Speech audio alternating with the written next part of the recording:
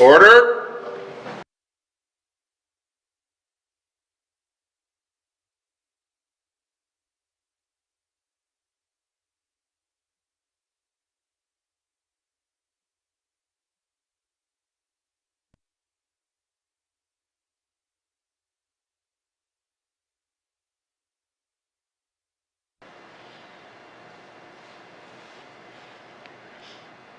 God, our Heavenly Father, we thank you for this day. We thank you that we're able to come to this place and serve the people in the Northwest Territories, especially our members here, Lord. We ask that you'll grant them wisdom. Heavenly Father, we thank you for your many blessings. We ask that you'll be with those that are at home, at our different homes, and those that will be traveling, that you may grant them safe travels wherever they may be or going. Heavenly Father, we ask that you'll be with those in the hospitals, and that, Lord, you'll give them healing. And we ask all these things in Jesus' name. Amen. Please be seated.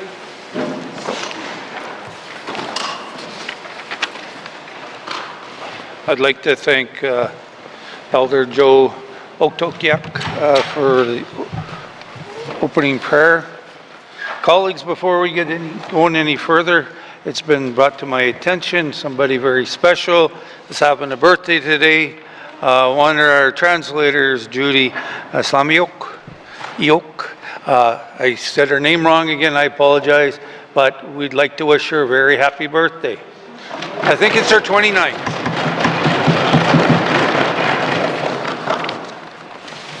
Minister statements. Minister responsible for status of women. I rise today to acknowledge International Women's Day, which is observed annually on March 8th to celebrate women's social, cultural, and political achievements throughout history and across nations. International Women's Day provides an important opportunity to showcase commitments towards women's equality, raise awareness about issues affecting women, and to highlight initiatives towards gender parity.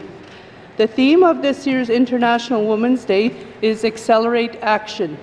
According to the World Economic Forum, at the current rate of progress, full gender parity will not be achieved until 2158, roughly 5 generations from now. As the Minister responsible for the status of women, I am committed to closing this gap much sooner and ensuring meaningful progress across our territory.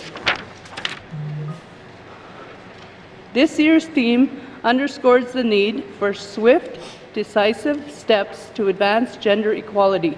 It calls for greater momentum and urgency in dismantling systemic barriers and biases that continue to hold women back. Mr. Speaker, despite decades of effort, gender inequality remains deeply entrenched. Progress in areas such as economic participation, political representation, and the fight against gender-based violence has been slow. Accelerating action means moving beyond ineffective approaches and embracing bold, transformative solutions that drive real change. Our young women and girls have great potential to be our future leaders. To support them, we must ensure they have resources and opportunities to reach their full potential. Investing in education, affordable housing, healthcare, employment, and childcare does not just empower women, it strengthens our economy and benefits society as a whole. In recent years, events like the COVID pandemic and the wildfire evacuation disproportionately affected women, particularly in terms of job loss, homelessness, increased unpaid caregiving burdens, and heightened domestic violence. Accelerate Action signals that urgent and coordinated approaches are necessary to recover lost ground and ensure women are not left behind when events like this happen. Mr. Speaker, I thank all women across the Northwest Territories for their invaluable contributions to our communities, our families, and our workplaces, both today and throughout the year. We recognize that women face multiple barriers and gender-based discrimination. These obstacles make it difficult for women to attain equal footing. We must continue to work together to develop and implement strategies to prevent violence against women and girls, promote the development of women in leadership positions, and continue to ensure women and girls are safe in the Northwest Territories. Koinani, Mr. Speaker. Thank you, Minister responsible for the status of women. Minister statements. Minister of Education, Culture and Employment. Merci, Monsieur le Président. Le marché du travail au territoire du Nord-Ouest est en pleine évolution et nos lois doivent suivre le mouvement. Voilà pourquoi, en 2023, le gouvernement des territoires du Nord-Ouest s'est lancé dans une révision de la loi sur les normes d'emploi et de son règlement afférent, la première révision complète effectuée depuis plus d'une décennie. Étant donné que les lieux du travail ont considérablement changé, notre législation doit protéger les travailleurs de façon équitable et moderne, en plus d'apporter de la clarté aux employeurs. Plus de 300 résidents ont participé à des sondages et à des tables rondes ou ont envoyé des commentaires par écrit pour donner leurs avis. Les changements qui en découlent sont réels et permettront d'améliorer les conditions de travail et de créer de nouvelles possibilités pour Ténois. La loi et son règlement afférent sont en cours de mise à jour et nous prévoyons de faire entrer les nouvelles versions en vigueur au cours du mandat de cette Assemblée législative. Monsieur le Président, compte tenu de ce que nous avons entendu, nous envisageons de renforcer les mesures de protection des employeurs, de clarifier la législation et d'accroître l'efficacité des mécanismes d'application de la loi. Par exemple, les congés avec protection de l'emploi doivent refléter les défis bien réels auxquels les Ténois font face dans la vie.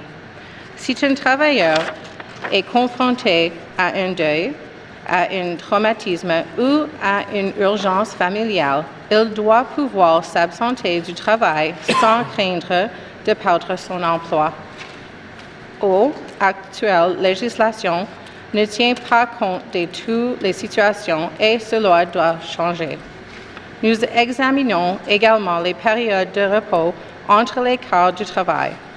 Nous nous penchons sur la transparence du processus de cessation d'emploi, tout particulièrement pour les travailleurs en poste dans des sites éloignés, et nous cherchons à grandir une rémunération juste lorsque des changements de dernière minute sont apportés au horaire de travail. D'autres territoires et des provinces ont déjà mis en place de telles protections et les Ténois méritent de bénéficier du même niveau de sécurité. Enfin, nous explorons les moyens d'encourager les employeurs à respecter la loi avant que des plaintes ne soient déposées. Monsieur le Président, cette législation aidera à créer des lieux de travail plus sécuritaires, plus sains et plus favorables au territoire du Nord-Ouest. Grâce à la contribution de nos résidents engagés, nous modernisons les normes d'emploi de sorte qu'elles s'adaptent aux réalités du marché du travail d'aujourd'hui. Je me réjouis à la perspective de tenir la Chambre au fait de nos avancées. Merci, Monsieur le Président. Thank you, Minister of Education, Culture and Employment. Minister statements. Minister statements. Member statements. Member from Range Lake. Mr. Speaker, the spotlight is on the North as the circumpolar world takes stage in the geopolitical arena. Man-made climate change is causing Arctic ice to melt rapidly each year, opening up shipping routes merchants died trying to forge ages ago, and unlocking resources which were once unreachable. Now, rival powers like China and Russia are militarizing the region as their posturing becomes even more hostile. As our Arctic seas continue to melt, the open waters beckon them to escalate their challenges to our sovereignty in an effort to establish an even greater foothold in the region. If those converging factors couldn't get any worse, now Donald Trump has discarded our cooperative relationship and thrown our ability to coordinate our defense of the region into doubt. The United States has long argued already that our sovereign territory in the Arctic is an international waterway, so it's only a matter of time, seemingly, until the American president decides to cave into Russian pressure and try to secure them a bigger role in the Arctic, just as they are doing in Ukraine. With the United States retreating from the free world and Western nations are now rearming to face threats alone, it's time for us to do the same.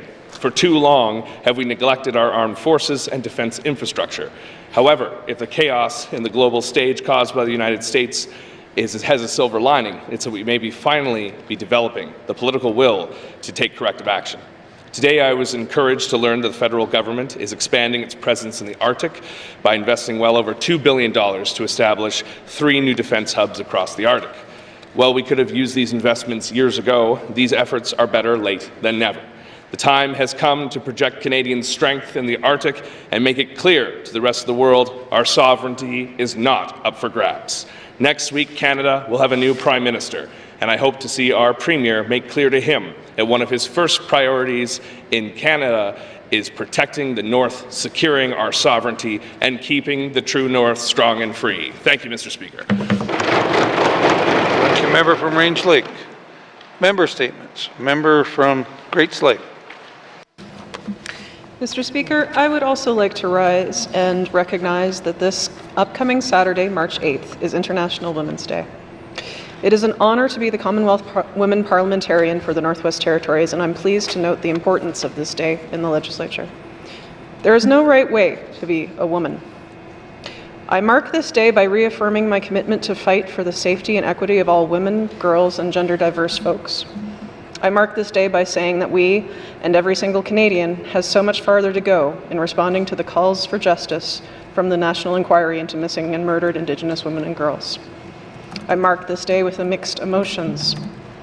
I have pride in our Northern leadership that across the territory is full of strong leaders who are women and gender diverse. I have pride that Northern communities are full of women and gender diverse folks helping each other flourish every day. But I'm also full of rage that violence perpetuated against women and gender diverse folks in this territory and country is on the rise. I'm annoyed and frustrated that issues that are often thought of as women's issues, such as childcare, are under-resourced. Words have meaning, Mr. Speaker, but actions speak louder than words. Let all of us in this House recommit to what positive and lasting action looks like for Northern women, girls, and gender diverse folks across our territory, and to support that action with sustainable funding and capacity for the organizations on the front lines. Thank you, Mr. Speaker. Thank you, member from Great Slave. Member statements. Member from Mophie. Thank you, Mr. Speaker. Mr. Speaker, I'd like to echo what my colleague from the Mackenzie Delta said yesterday about income assistance program. Many people in Klitschko region receive income assistance. Almost 1/4 of residents in Betchako rely on it. That's more than 400 people. Mr. Speaker, we must ask if the government is supporting the people the right way. I know constituents with permanent disabilities who lost income support last year because a family member briefly worked part-time. Income assistance is intended to provide financial assistance to residents to help meet their basic needs so that they are able to participate fully in community life and take part in the opportunities available to them. Mr. Speaker, we cannot expect to build up our workforce if families who rely on assistance lose that financial security. when they work part-time to make ends meet. Income exemptions under the new regulations will help. The Minister of Education, Culture and Employment said her department provided an additional $5 million last year and launched a new income assistance program for seniors and people with disabilities in July. The department removed requirements to seek and maintain employment, but will this help our youth hoping to retrain and work? Mr. Speaker, Klitschko people are very hardworking. When we rely totally on the land, we did not wait for the caribou to come to us. I want to motivate our young people to find work. I will have a question for the Minister of Education, Culture and Employment. Thank you. Thank you, Member from Oakville. Member statements. Member from the Sawtooth.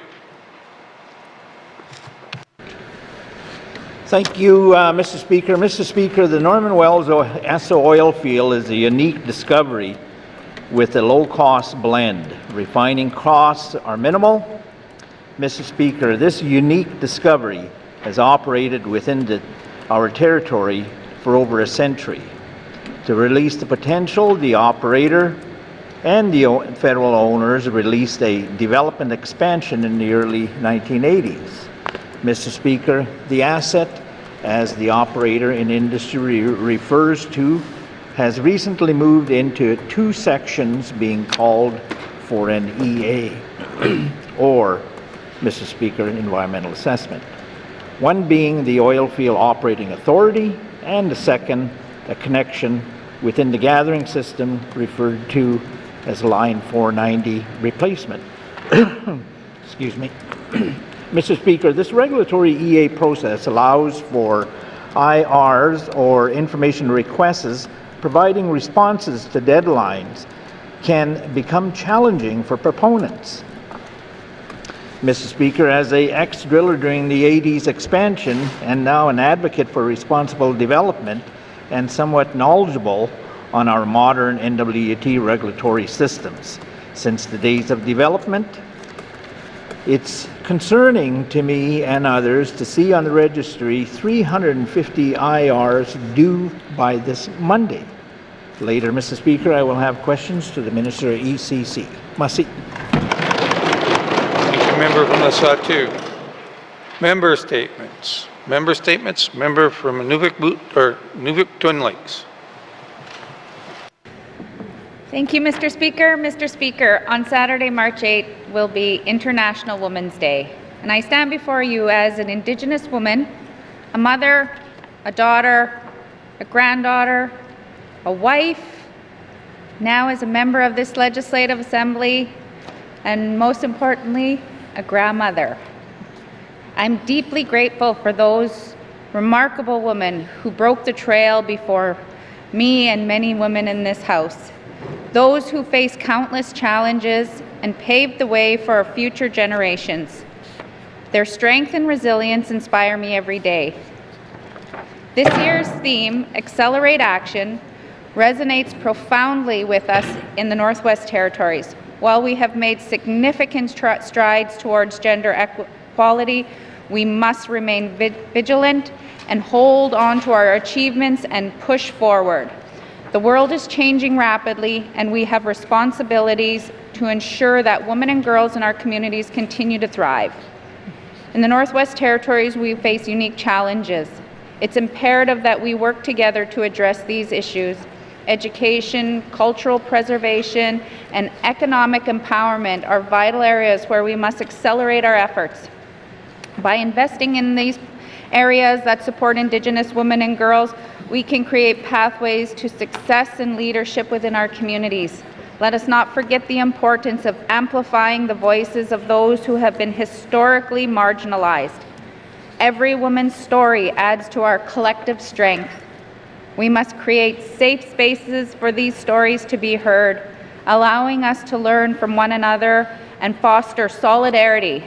As we celebrate the achievements of women today, let us commit to making meaningful action that will drive further change. Together, we can build a brighter, more equitable future for all women and girls in the Northwest Territories and beyond. Thank you, Mr. Speaker.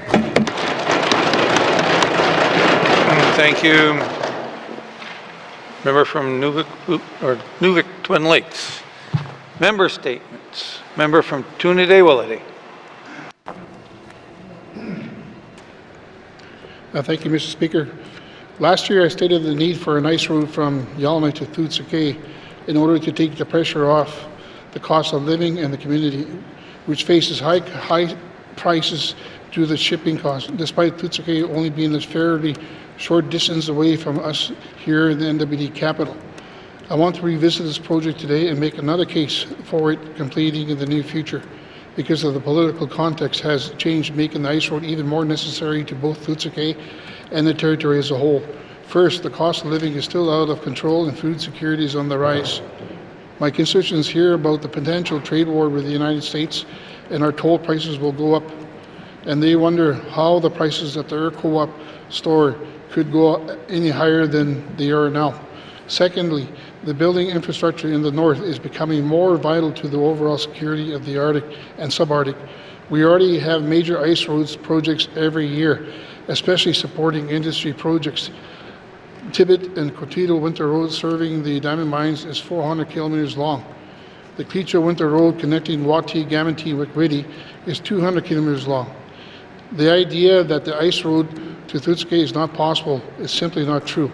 We just need a political will to make it happen. If so, ice roads are good enough for the industry, then they are good enough for small community of Thutsukay. Later today, I will be calling on the Minister of Infrastructure to commit to a feasibility study on the Yellowknife to Thutsukay Winter Road as soon as possible. Thank you, Mr. Speaker. Thank you, member from Trinidad-Willity. Member statements. Member from Yellowknife South. Mr. Speaker, to complete this week of recognizing some of the achievements from Yellowknife South constituents, I am including today Dr. Ryan Connon, who received a Government of Canada Emergency Management Exemplary Service Award in February. Dr. Connon is part of a three-person team, including Dr. Anna Coles and Sean Kukelj, who since 2020 have made up the Department of Environment and Climate Change's hydrology team. They work diligently to provide situational updates on river breakup and open water flood risks to the GNWT and to affected communities and residents. Mr. Speaker, their work is not easy. It requires for them to be continuously monitoring changing water levels and ice conditions via satellite imagery, hydrometric gauges, live camera feeds, and also remote sensed data.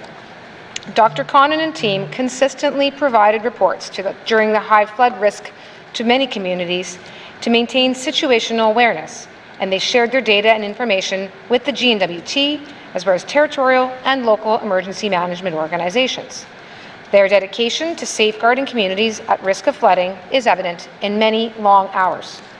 This enabled timely updates to first responders regarding changes in water flow and water levels, along with a variety of other factors that could have triggered flash floods or floods. Thank you to Dr. Connon and to the other members of the Department of Environment and Climate Change hydrology team and their expertise, their strategic vision, their commitment to public service, their strong relationships with various emergency partners. Altogether, they have been instrumental in supporting the preparedness and the response measures for flood risk in the Northwest Territories. And so, Mr. Speaker, Dr. Connon and team are very deserving of their award, and I would like to congratulate them on their hard work. Thank you. Thank you, member from Yellowknife South. Member statements. Colleagues, last August, unfortunately, there was a house fire in the community of Jean Marie River. One of the residents, Mr. Darwin Cleely, the plant superintendent for NTPC, attended the scene and discovered an elder person trapped in the burning house. Without thinking of his own safety, Mr. Cleely grabbed a ladder and took it to the window and rescued the elder out of the burning house. This fast action by Mr. Cleely saved the elder's life. I can tell you the family and community were very thankful for his fast action. Once NCPC heard of his heroic actions, they nominated him for the Life-Saving Award from Electricity Canada. Electricity Canada's Life-Saving Awards are granted annual to any on-duty employee of the Electricity Canada member company who was involved in life-saving attempts or act of preventing further harm to anyone who needed immediate help. This past November, the year's awards winners were presented at Electricity Canada's annual Power Partnership Summit in Toronto. There were 4 companies who had 13 outstanding individuals recognized for their quick response. Mr. Cleely was able to attend in person and receive this award. I'd like to share with you the following quote for the announcement. The Life Saving Awards reinforces the electricity sector's commitment to safety and well-being. Those employees have used their training to go above and beyond the call of duty in times of crisis in their communities.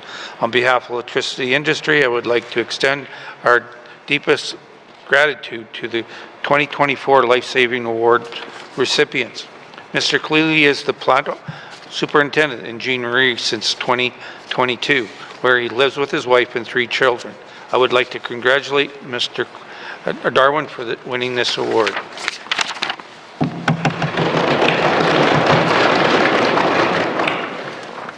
Thank you, colleagues. Member statements. Member from Yellowknife North.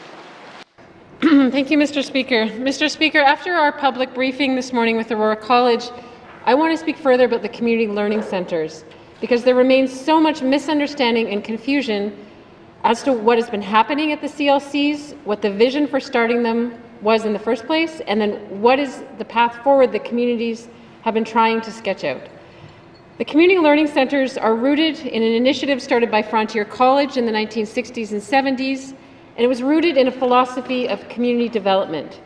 So that means providing opportunities for all community members to learn and gain skills that are important to them and be empowered in their lives and in their self-governance. But over time, as the centres were taken under the wing of Aurora College, the focus narrowed towards upgrading. So focusing on credits people had failed to get in high school or things they'd failed to learn well enough. And it was oriented towards anyone who was available between 9 to 5, so often the unemployed folks. In some cases, attendance did dwindle and some centres stagnated. But other centres have revitalized themselves with partnerships and have lots of important programs happening that it seems much of the Aurora College leadership that's based on the campuses don't seem to be aware of. In our meeting this morning, an example was offered of a centre in Dilo and Detta offering hands-on programs to over 100 students in trades and various certifications. The response from the college was, well, that's a partnership with the Yellowknives Dene, so it's not really a college program. But the point is that those are exactly the kinds of partnerships that the CLCs could and should be doing more of to be successful. And that was exactly the recommendation of the What We Heard report that was completed last year for the college and ECE that's recently been published online. We were told this morning over and over again, the world is going digital. But my first reaction was, so why have you gone and shut down the computer literacy classes at the Literacy Outreach Centre in Yellowknife then? Saying that the future of learning is online is completely out of touch. It's tone deaf to what is going on now at the community level, the kinds of hands-on learning the communities have been asking for, and frankly, it reveals a lack of imagination and vision.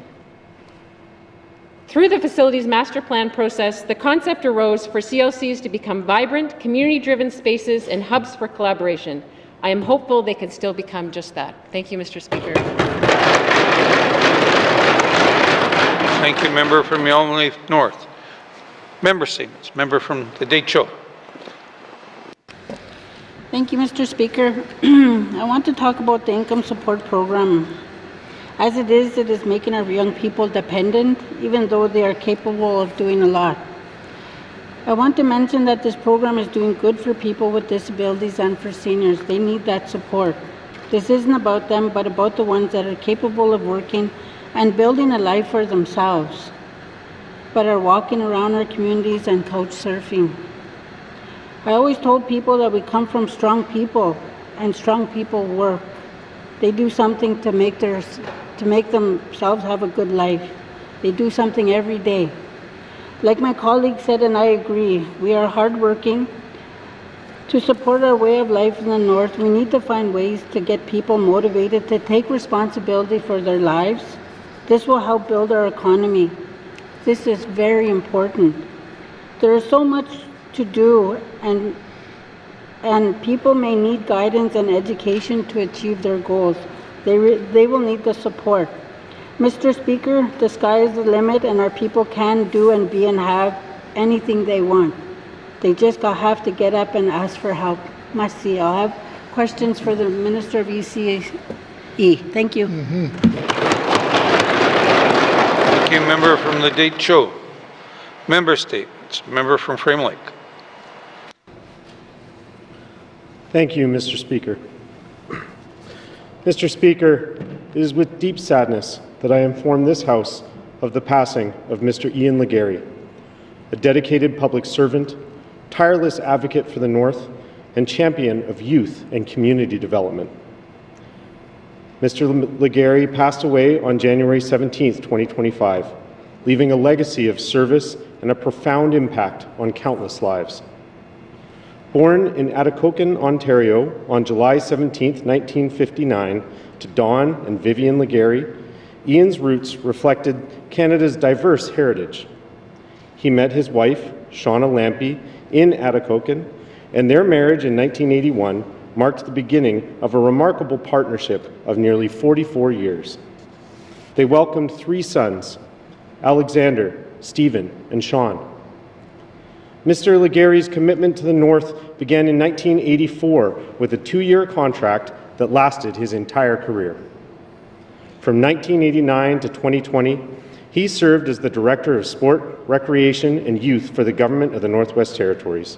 He played a pivotal role in numerous projects, including the Arctic Winter Games, the Interprovincial Sport and Recreation Council, the Vancouver 2010 Olympic and Paralympic Games NWT program, and the Canadian Parks and Recreation Association.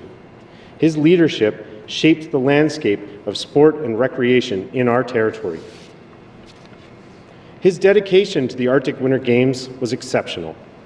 Beginning in 1986, he participated in 19 editions of this vital circumpolar celebration, serving in various capacities from mission staff all the way to international director. His contributions to the Games are immeasurable, Mr. Speaker. Beyond his professional life, Mr. Legary was a passionate volunteer. For over 2 decades, he coached and officiated swimming, inspiring countless young athletes, including a decade as head coach of the Yellowknife Polar Bear Swim Club. He also generously contributed to the Yellowknife Community Foundation for 30 years from its inception. Even after retiring from the GNWT, Mr. Legary continued to serve the territory, playing key roles in emergency response and recovery efforts during the challenging floods and fires of the early 2020s. Mr. Speaker, Mr. Legary's contributions have been recognized with numerous accolades, including the Paul Harris Fellowship, the David Ramsden Career Excellence Award, Premier's Awards, and the World Leisure Organization Cornelius Westland Humanitarian Award. Mr. Legary was a man of diverse interests. He was a dedicated family historian, a keen sports enthusiast, and enjoyed traveling with his wife. He also had a passion for collecting interesting rocks and creating rock gardens. Mr. Legary leaves to mourn his wife, Shauna, Alexander and his husband, Robin, Stephen and his wife, Cindy, Sean Legary, and his grandchild, Burke. He is also survived by his siblings, Robin Johnson and her husband, Brent, Laureen Legary and her husband, Jeff, Christy Legary, and Blaine and Terry Ann Legary, as well as numerous nieces, nephews, and extended family. He was predeceased by his parents, Don and Vivian Legary, and his niece, Meredith Ivel. Mr. Speaker, the passing of Ian Donald Legary is a significant loss for the Northwest Territories. He was a true builder of our communities, a dedicated public servant, and a compassionate individual. He will be deeply missed. A celebration of Mr. Legary's life will be held on July 17, 2025, here at the Legislative Assembly. Donations in his memory may be made to the Ian Legary Youth Leadership Fund at the Yellowknife Community Foundation. Mr. Speaker, I ask that this House recognize the extraordinary contributions of Mr. Ian Donald Legary to our territory and extend our sincere condolences to his family and loved ones. Thank you, Mr. Speaker.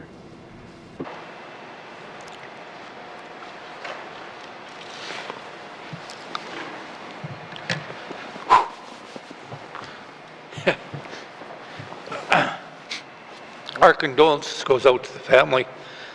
I had the pleasure of working with the man. He was amazing. So thank God my member from Frame Lake did that statement here in the House.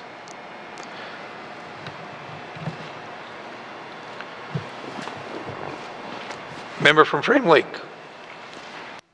Thank you, Mr. Speaker. Mr. Speaker, I'd like to seek unanimous consent to move item 6, recognition of visitors in the gallery, up to the current motion. Mr. Speaker. Thank you. Member from Frame Lake seeking unanimous consent to move item number 6 up to any seeing no nays. Member from Frame Lake. Thank you, Mr. Speaker. Mr. Speaker, it's my honor to recognize my constituent, Shauna Lampe-Legary, and her parents, Richard and Jean Lampe's presence in the House today. And Mr. Speaker, I would like to acknowledge and thank Alexander Legary for his help with today's eulogy and ensuring his father was appropriately honored in the House. Mr. Speaker, I'd also like to acknowledge the member for Hay River South who helped me obtain a Team NWT pin as a small token of acknowledgement of Mr. Legary's life's work.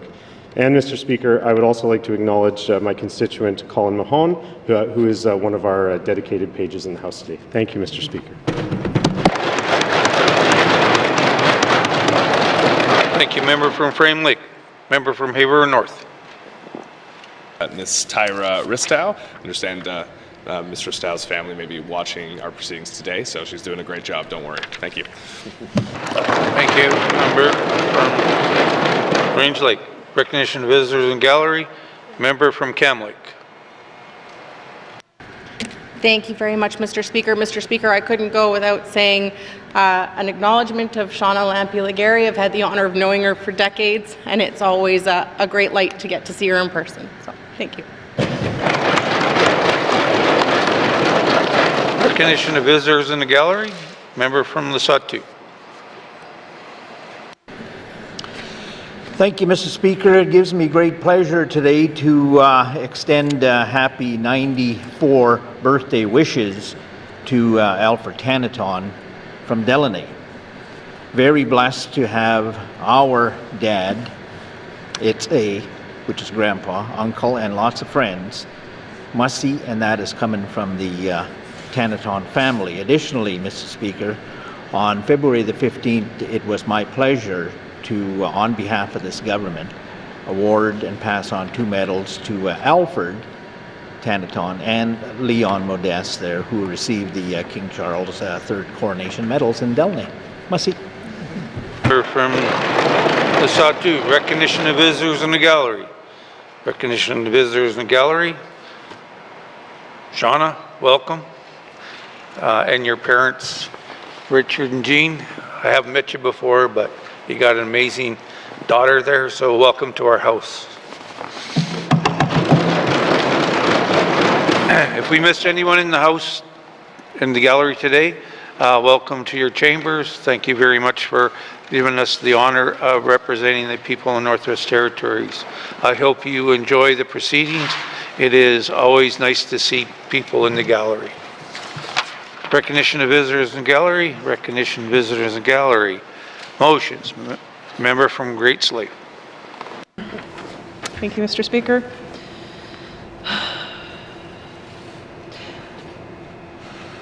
Appointment of person to investigate the critical incident of Avery Burke, Wesley Marcellus, and Hillary Norwegian. Whereas the ongoing effects of colonialism and anti-Indigenous racism continue to impact the healthcare system in the Northwest Territories. And whereas an unnecessarily delayed treatment for a treatable illness contributed to the deaths of Avery Burke, Wesley Marcellus, and Hillary Norwegian. And whereas the families state that the treatment of Avery Burke, Wesley Marcellus, and Hillary Norwegian are examples of substandard healthcare for Indigenous people.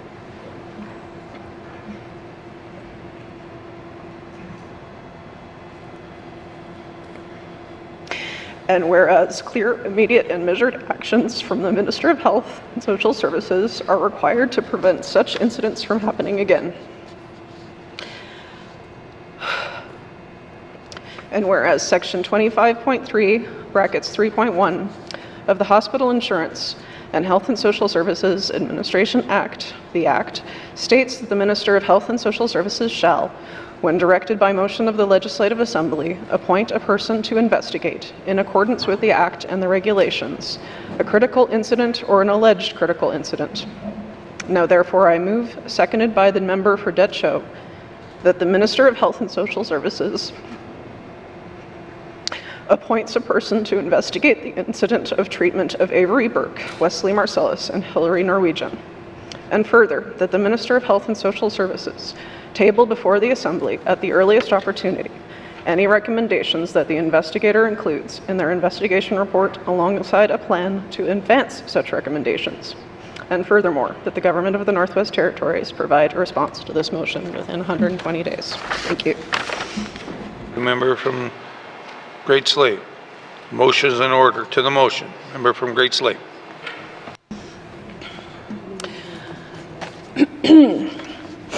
I have been thinking about Avery Burke for 2 months.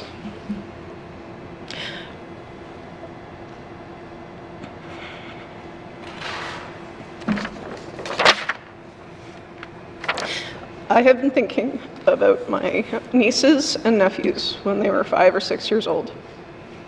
How fun and silly kids are at that age. How desperately heartbreaking it is to lose someone so young. I have been thinking about this motion for weeks. The more I have heard from colleagues about the lack of basic health services in small communities, the more certain I am that this motion is the right thing to do. In talking to my colleagues, I am so deeply saddened to hear of the challenges that the communities of Nahende face. And since Avery passed, we have seen Wesley Marcellus and Hillary Norwegian pass away, causing great pain and loss to their families as well. Mr. Speaker, I want to put this motion into historical context. Many years ago, before we were all here in this House, the Minister of Health of the day came to speak to the community leadership in Fort Simpson, explaining that closure of the Fort Simpson Hospital was a good thing. The region and community would not see any impact on services if the hospital was turned into a health center. The community was told that they would have 2 doctors and 7 nurses, and the department had a medevac plan in place, so those who became seriously ill or had an emergency would be sent to Yellowknife for urgent and emergency care. It would be all good, but it's not working. In 4 of the Nahende communities, they don't have a health center, but a health cabin. The staff for these cabins, community health representatives, work about 4 hours a day. Health cabins are also scheduled to have a nurse or sometimes a doctor visit once a month if the weather cooperates for flights. If the weather does not cooperate, communities can go months without seeing a nurse. Mr. Speaker, these communities do not have the same basic services that other NWT communities have. We have been talking about the equity of health services a lot so far in this year. I hear and believe that the Minister of Health and Social Services when she says that this is a priority for the smaller communities. But systemic change is difficult. Access to medical services in Canada should be a basic right, but it doesn't seem like that's where we're at. And these problems are most acute in our smallest communities. Why are we making this particular motion? Well, the communities and families of those who passed want this issue to be finally addressed, once and for all. These 3 individuals did not have to pass away. If the system worked properly, we would not have these highly preventable deaths. These communities feel that the system does not care for them. They feel that they are not important. They simply want access to appropriate care and to be taken seriously in times of emergency. I know that the minister might say that they're following procedures, but I also know that there are examples that members can point to that are all too similar to these circumstances that we are facing in the first 2 months of 2025 that are addressed in this motion. Our procedures and our system continue to perpetuate the lack of equitable, accessible care. Mr. Speaker, I will have further comments to close off this motion at the appropriate time. Member from Great Slave. To the motion. Member from Deschaux. Mr. Speaker, I'm happy to support this motion in hopes that this does not happen again in our communities. Family relationships are very important in our communities. We treasure our children. We want them to be protected and cared for. Our elders watch our children, and in most cases, they care for the community as a whole. Now we have 3 people who are gone from the community. It is a sad time for these families, and all the community feels the effects of the loss. Mr. Speaker, I cannot stand here and say this did not happen.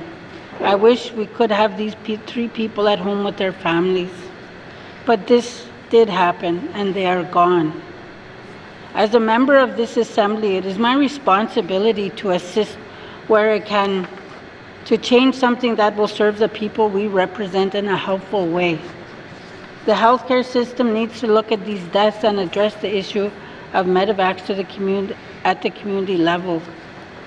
The community health workers who work at the health cabins in these small communities need higher level training so they're able to help people they work for. They must be trained to know how to save a life by administering life-saving meds or intravenous fluids. We need the system to work for our constituency we serve. Mr. Speaker, merci. Show. Member from Inuvik Twin Lakes. Mr. Speaker, I want to begin by acknowledging the immense grief and pain that these families and communities are experiencing.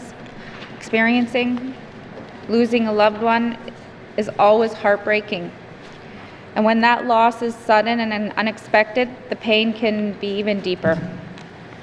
I want to extend my sincere condolences to those affected and recognize their understandable need for answers, accountability, and meaningful change if necessary.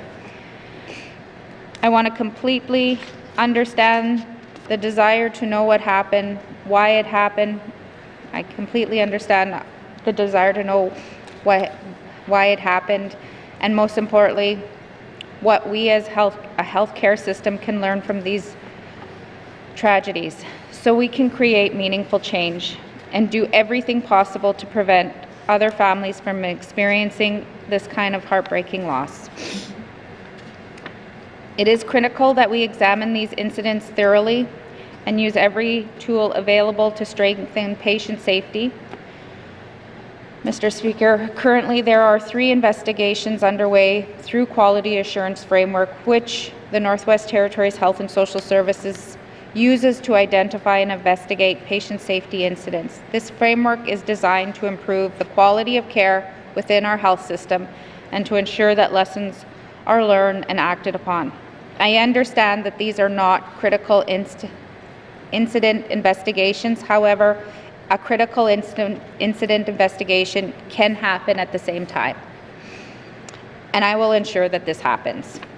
Mr. Speaker, I want to assure the families and communities affected that their voices matter and that these tragedies will not be ignored. We must take every possible step to improve patient safety and ensure accountability in our healthcare system. As this motion makes a recommendation to government, Cabinet will abstain from this vote. Thank you, Mr. Speaker. Member from Inuvik Twin Lakes. To the motion. To the motion? Question has been called. Does a member from Great Slave wish to close debate? Thank you, Mr. Speaker. This motion is an intentionally public process to bring the issue to light of public scrutiny. This is an action regular members can take that is significant, holds government to account, and insists that systemic change must happen before more highly preventable deaths do. Mr. Speaker, I know that the Health and Social Services Minister cares deeply about this issue. I know she wants to make this system work better for all residents. In summary, I believe that this critical incident review will help provide her with some necessary tools to get this urgent work done. In closing, I would like to request a recorded vote. Thank you, Mr. Speaker. Member from Great Slave. Member from Great Slave has requested a recorded vote. All those in favor, please stand. The member for Great Slave, the member for Yellowknife North, the member for Tunadé-Willowday, the member for Detcho, the member for Sahtu, the member for Range Lake, the member for Inuvik-Boot Lake, the member for Montfouet, the member for Frame Lake. All those opposed, please stand. All those abstaining, please stand. The member for Thabacha, the member for Yellowknife South, the member for Cam Lake, the member for Hay River North, the member for Hay River South, the member for Inuvik Twin Lakes, the member for Nunavut.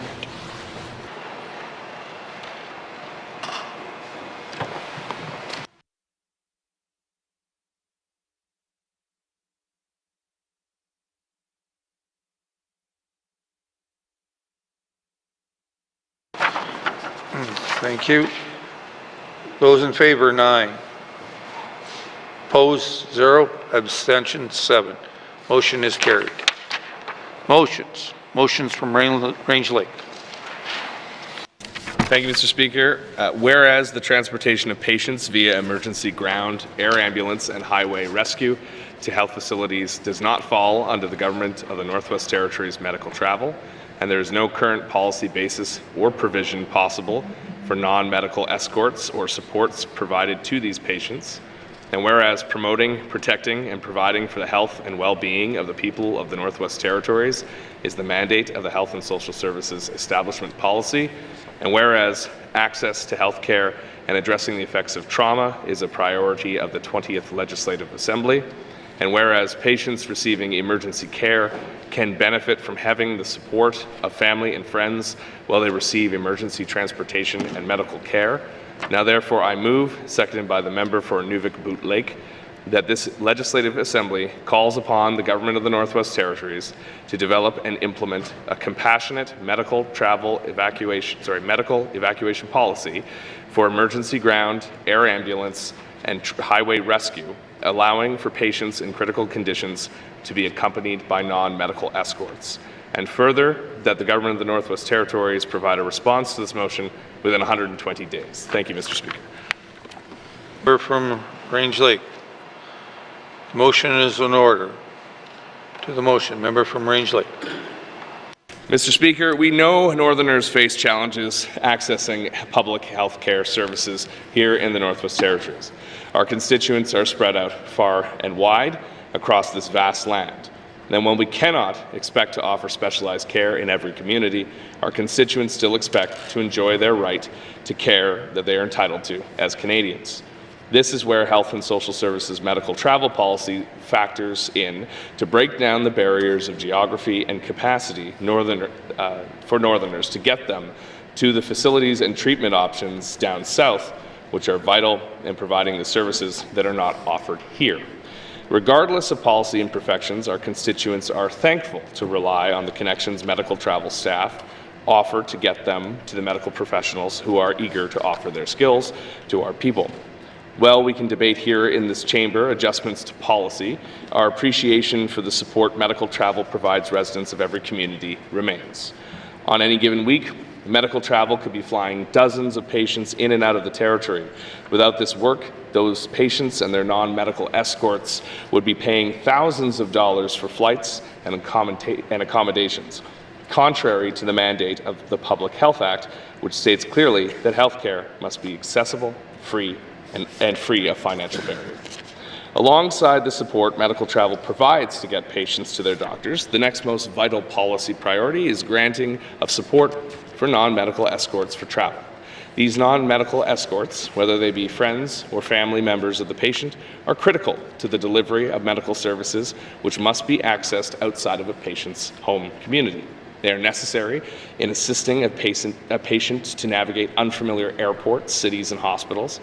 Often they are needed to understand paperwork, documental, and plans of care. They provide valuable emotional support for patients dealing with tough diagnoses and painful conditions. For Indigenous patients in particular, especially those who are elders, they are necessary to provide cultural assistance and translation. For those with disabilities, a non-medical escort can help them be safe and secure. However, Northern patients with very special medical circumstances, cannot obtain these vital non-medical escorts, and not because medical travel deemed their non-medical escort unnecessary, but because medical travel has no policy regarding these circumstances at all. I am speaking, of course, about emergency medevacs. Because these flights are not scheduled around pre-approved appointments, no matter how necessary that non-medical escort may be for you, it's just not happening. This is a huge gap in our medical services, and something that MLAs have brought to the floor of this chamber many, many times, and not just in this assembly. When the condition of a patient is so dire that they must be placed on a medevac flight out of their community, it is more than likely due to serious distress or trauma. The immediate rush to the appropriate medical center for life-saving treatment comes at a huge relief to that patient's family or loved ones. If that patient remains in serious condition or even incapacitation, it would be wholly inappropriate or even irresponsible to leave them in a hospital hundreds of kilometers away without the support of their families. These family members naturally turn to Health and Social Services for the support needed because they are familiar with medical travel for scheduled appointments. But then they are promptly denied. Even when the doctors and nurses assisting the patient clearly state that a non-medical escort is highly necessary and communicate that fact to the relevant authorities, it does not make a difference. There was no exception to be made because there was no policy to begin with. And the families end up taking upwards of $10,000 out of their savings, in some cases, in order to be able to buy their loved one's sides. So, I want to share with you one of the stories of my Range Lake constituents have brought forward to me over the past year, and how they were forced to pay out of pocket traveling to Alberta to support their family members after they were medevaced and remain in an incapacitated state. In one such case, a blood clot in a constituent's brain caused a serious stroke, and he was incapacitated for weeks. In another, a constituent suffered a severe heart attack, developed pneumonia, and then a blood infection, and he too needed his family by his side to help understand his treatment and plan of care. In both cases, doctors implored Health and Social Services to grant a non-medical escort, and they were denied. After these constituents were forced to pay out of pocket, they came to my office for help, and I promised I would do all I could to reach a solution. Time after time, my efforts to find us that solution went nowhere because there was no policy to make an exception towards. If the minister is not able to find a way to work together to find a solution, then I have taken the next steps necessary to introduce a motion into this assembly to implore the government to create the policy tools that will remedy this situation and ensure nobody falls through the cracks during a medical emergency ever again. This motion can start the process to close this severe policy gap, which is leaving all of our constituents behind. But also, I want to make clear that this motion is not just another step in my efforts, but it is also responding directly to the needs of my constituents as well. They persevered through these family crises, endured confusion and miscommunication from their government at a time when they should have been focusing on the health of their loved ones, and they ended up, in fact, paying out of pocket after the system failed them. And when they came to my office to tell me enough was enough, and they were not going to stop seeking justice until all avenues were exhausted. I want to commend them for their strength and determination, and I do not want their efforts to be in vain, Mr. Speaker. They have told me time and time again, they're not just doing this for themselves, but for everyone else in the Northwest Territories, so that others do not have to go through what they had to. I'm sure many of my colleagues have had constituents who have similar stories. It pains me to think that there are those who are not as fortunate as some of my constituents in being able to scrape together the funds necessary to unite with their loved ones. Imagine if they could not be there, if their family member passed away, while they were stuck here in Yellowknife because there was no proper non-medical escort policy for medical evacuations. I ask that my colleagues support this motion so that we can tell our constituents that during a medical emergency that requires medevac services, we are on their side. This is an opportunity to show Northerners that when we hear their problems, we do not give up on our efforts to fix them. We do whatever is within our power to do so.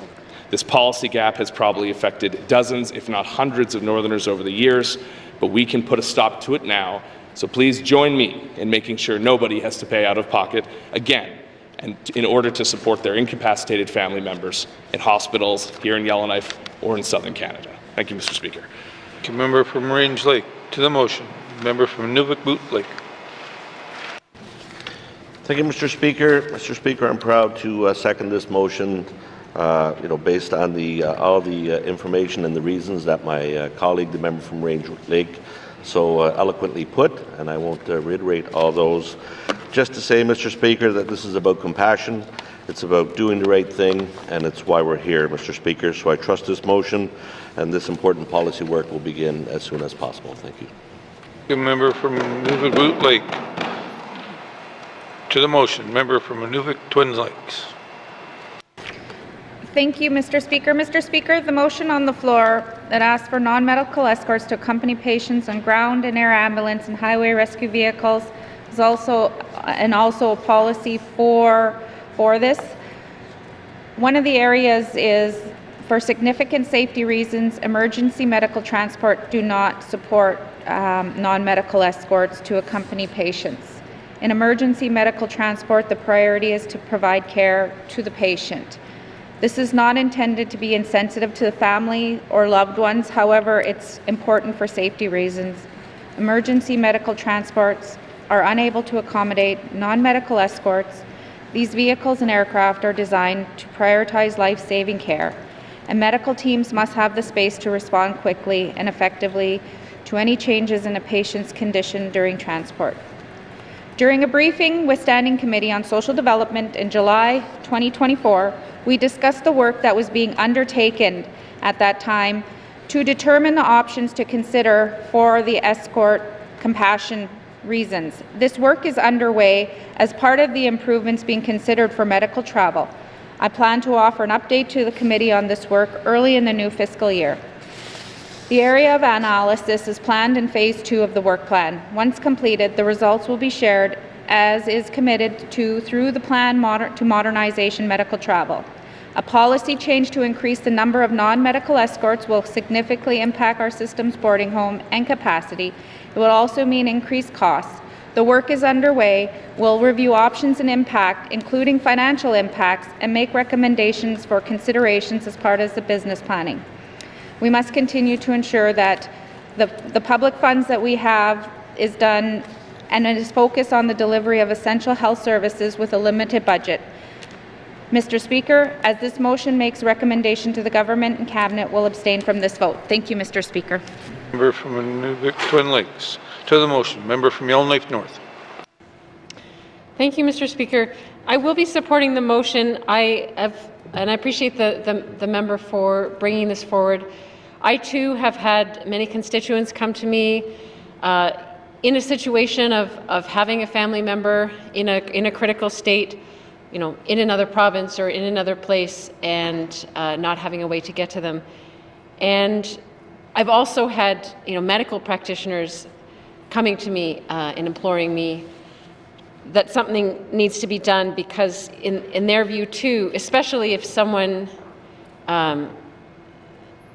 gets to a point where an end-of-life decision needs to be made, their family members, their loved ones need to be there with them and helping to make that decision. And I think medical practitioners themselves know that as well as any of the rest of us. I do understand the minister's point that it's impractical and often unsafe for an escort to be physically in the ambulance or in a medevac helicopter or something with the patient. I can understand that may not work, but I wonder if the policy that's being asked for, could accommodate other ways to be able to send a family member and escort through other means of transportation to then arrive and then be able to be with that patient. So I'm hopeful that other ways can be found to make this happen in a practical and safe way that acknowledges the need. I mean, I'll also point out I don't know if it's an irony, but sort of counterintuitive nature that if someone is well enough to be able to go on medical travel through, say, a regular commercial flight, then they might be eligible for a medical escort, but as soon as their condition gets worse to the point where they actually need a medevac, then suddenly they're not eligible to have the escort when they may need that person there, you know, if they're flying to Edmonton more than ever. And so in that way, the way we currently have it structured just doesn't make sense. And so I would urge the minister to look at this. I know it's going to cost money, as things do, but I do believe that this is an important area to look at,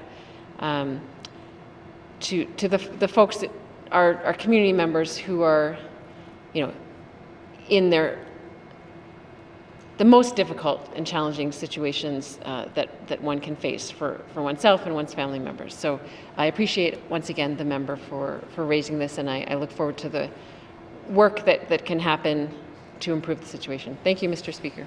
Member from Yellowknife North. To the motion. Member from the Sud 2.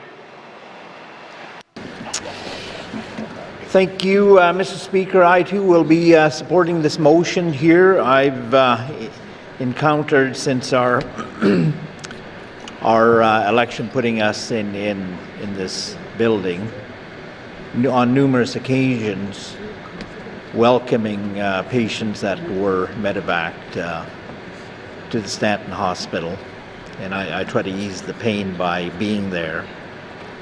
And then also during discussions of the travel, and as my previous colleagues had mentioned here, I think we can design an accommodation. Circumstances are different. There's some circumstances where I had nothing but cooperation from the Minister of Health and Social Services. There was a few situations. It was it varied in different circumstances there, in different situations. We had young, middle-aged, and elders on medevac flights. And it would be, I would say, a serious outcome on an elder not having the ability to speak the English language to relate what might be painful during the flight with the paramedics. But those are few and far between. We're very lucky, but if we had a relied and designed policy that would help our system, I think that would be an efficient way to review and modernize our system the best we can, giving us the abilities to serve and accommodate the people that put us in this building. Masi. Thank you. Thank you, member from the Sud 2.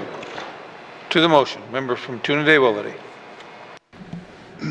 Thank you, Mr. Speaker. Mr. Speaker, I rise too as well to support this motion. It hits home when this motion speaks about the impacts to our small communities, especially in the case of emergency and loved ones. I just want to reflect back on the 19th Assembly, where I had a constituency in my riding of Deda, where he had to wait 6 years to get on the transplant list, and finally the call came in to help out my constituent, and they put him on a plane, on a medevac plane from here to Edmonton for the transplant. And however, the spouse, the wife, they had no room on the medevac plane for her, and so I got the call and I wasn't sure what to do, and I brought forward this issue to the Minister of the Day, and they couldn't help. So as the MLA, I stepped up and paid for the one-way ticket to send the wife to Edmonton to be by the loved one, because through the kidney transplant, we never know what's going to happen. Something could go sideways where somebody had to be there to make a decision, especially the wife. And so to this day, I still get thank yous from the family for stepping up. And you know, imagine that if this is just one of many, and believe me, I've been through this already, my riding in Thutsukay, Deda, Dilo, and members from Yellowknife, and not only here, up and down the valley as well, that we find ourselves in the same situation. So, Mr. Speaker, I do support this motion, and I just, we want to work together to create a policy that works for everybody. If there's a way to find the money and work with Government Canada, let's do it.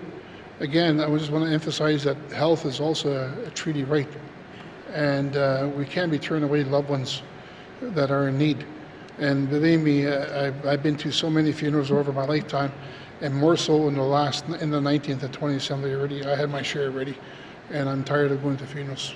So I support this motion. Thank you, Mr. Speaker. Thank you, member from Trinidad-Willity. To the motion. To the motion, question has been called. Member from Range Lake, do you wish to close debate? Yes, thank you, Mr. Speaker. Thank you to the colleagues who spoke, who joined in debate around this motion, and in particular those who are supporting it. Compassion is the name of the game here, and it's to find a way to develop a compassionate policy that can address these circumstances. And I know these things are complicated. I know medical travel is incredibly expensive and often quite complicated, and I have sympathy for the Honourable Minister and her commentary on this motion. However, I think we should get into the business of finding reasons how we can overcome challenges instead of just a list of challenges as to why we can't do things. Far too often do we present all the reasons why we can't instead of finding the ways so we can. And in this case, I think the member for Yellowknife North spoke quite eloquently about this. If it doesn't make sense to put someone in a situation that's unsafe and fly them down with their loved one, then find another way to do that. We're not being prescriptive about how we develop this compassionate policy, only that it be developed and it be done in a way that we can help people at a time when they're extremely vulnerable, extremely stressed, and not everyone can afford these flights. I had a constituent who was asked to join a Zoom call while their loved one was comatose and make decisions about their care. I mean, can you imagine that, Mr. Speaker? Being put into that situation where you can see through your TV screen your unconscious husband and you have to make decisions about their care. This is the situation we're trying to address. This is not saying send everyone down regardless. It's in these very particular situations, these very serious life and death emergencies. Those are the people we want an exemption for. We don't want the policies to change globally. We want an exemption, a compassionate policy developed. So just so the House is clear on what this motion is calling for. It is not going to open Pandora's box to a whole new range of costs for medical travel that will already make an unsustainable system even more unsustainable. So I just wanted to be clear on that. The compassionate grounds is what we're asking for, what this motion is calling for, and it's long overdue. Because no one should have to pay out of pocket to care for their loved ones. So thank you again to members for their support and for their comments in the debate, and I will ask for a recorded vote. Thank you, Mr. Speaker. Thank you, member from Range Lake. The member from Range Lake has asked for a recorded vote. Those all in favor, please stand. The member for Range Lake, the member for Inuvik Boot Lake, the member for Frame Lake, the member for Great Slave, the member for Yellowknife North, the member for Trinidad-Willity, the member for Det Cho, the member for Satu. All those opposed, please stand. All those abstaining, please stand. The member for Thabacha, the member for Yellowknife South, the member for Cam Lake, the member for Hay River North, the member for Hay River South, the member for Inuvik Twin Lakes, the member for Nunavut.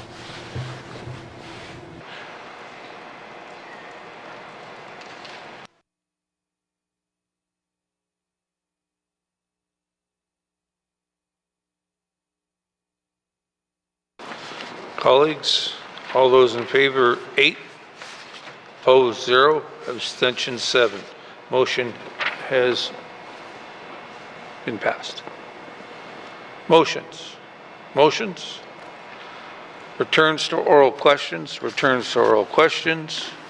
Recognition of visitors in the gallery. Acknowledgements.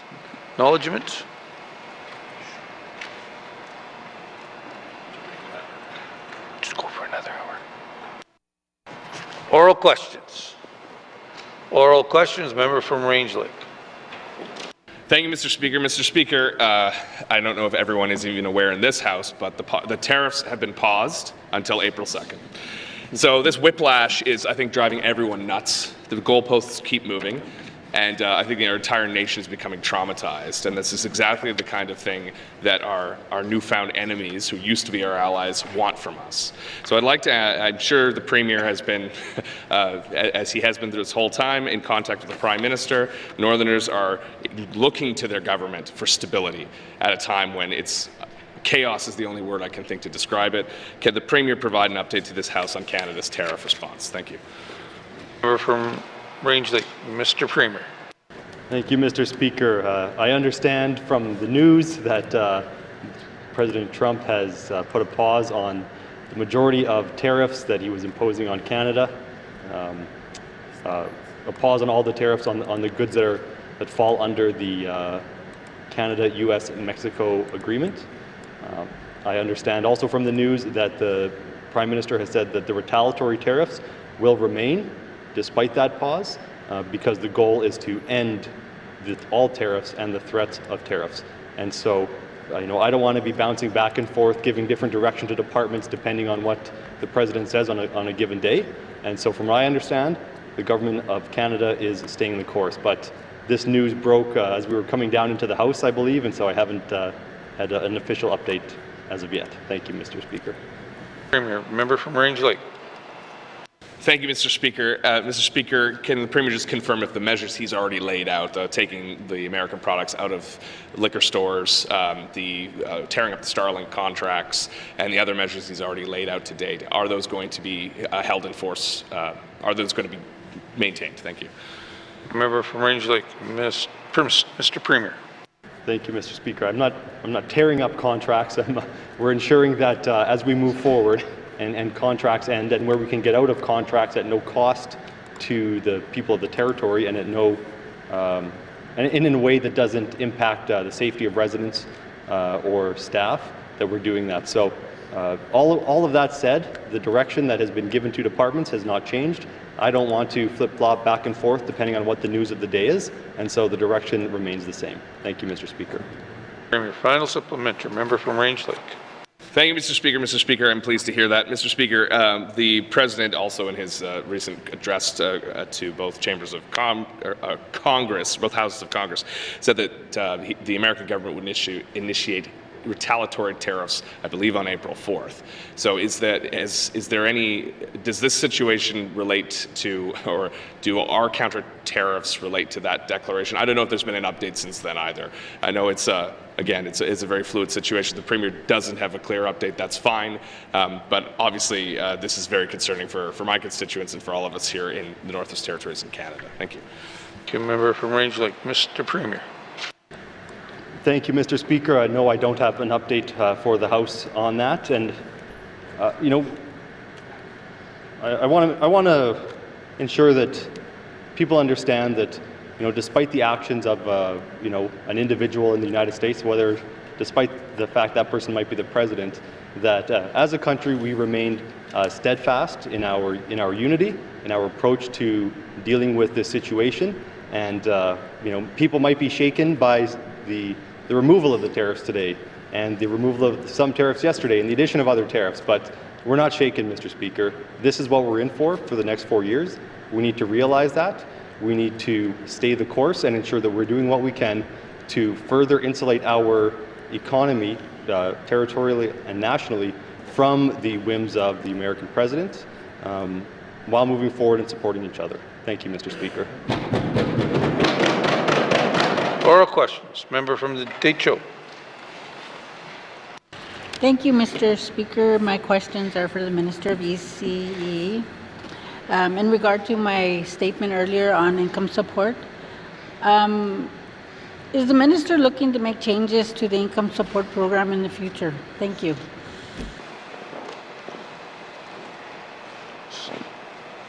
Sorry. Minister of Education, Culture and Employment. Thank you, Mr. Speaker. Mr. Speaker, the income security programs for the Department of Education, Culture and Employment underwent extensive review and changes in the 19th Assembly. We were able to implement those changes just last year, so they still have not undergone a full year in the new system. And so I think this is a time where we are certainly watching to see how those changes are being implemented so that we can establish if further changes are needed in the future. Thank you. Minister of Education, Culture and Employment. Member from Detroit. One of the questions I had was, when will these changes, at what time do you anticipate the changes will take effect and be the changes that are going to be used in the income support program? Thank you. Thank you. Member from the Detroit. Minister of Education, Culture and Employment. Thank you very much, Mr. Speaker. So these changes took effect last year, in the fall of last year, and so they're still certainly in their infancy as people get used to them and as we see how they're impacting communities. Thank you. Thank you, Minister of Education, Culture and Employment. Final supplementary. Member from Detroit. I don't know if the minister will have this information now, Mr. Speaker, but can she tell me what changes were made? Thank you. Member from Detroit, Minister of Education, Culture and Employment. Thank you very much, Mr. Speaker. So overall, there was more money afforded to the program. One of the most distinctive changes was that persons with disabilities and people who are elders and seniors were placed into their own separate program. And so now there's the income assistance for persons with disabilities and seniors, and there's the income assistance for adults program as well. The income assistance for adults program is for persons who are 19 to 59 years old. And within the income assistance program as well, people, there were other exemptions that were income exemptions that were included in the program, and then there was also exemptions for earned income that was included as well. So people who are wanting to start working more are able to keep more of their earned income today, so it acts as kind of a grace period as they're working their way out of needing that support on a month-to-month basis. Thank you. Education, Culture and Employment. Oral questions. Member from the Sod 2. Thank you, Mr. Speaker. Following up on my member statement, my questions today, as mentioned, is to the Minister of Environment and Climate Change. To the Minister, has the Department of ECC been involved in the environmental assessment for the Line 490 replacement project in Norman Wells? Merci. Thank you, Member from the Sud 2, Minister of Environment and Climate Change. Thank you, Mr. Speaker. Yes, the department is participating in the environmental assessment process for both the Imperial Oil Line 490 replacement as well as the overall operation of the Norman Wells program. Thank you, Mr. Speaker. Minister of Environment and Climate Change. Member from the Sud 2.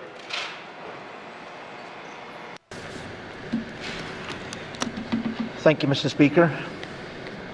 My next question to the Minister is, to what degree is the department involved in the 490 process specifically? Merci. Member from Sud 2, Minister of Environment and Climate Change. Thank you, Mr. Speaker. Mr. Speaker, the department has submitted several information requests to Imperial Oil to better understand the plans for the line replacement project, as well as the implications of the project on the local communities.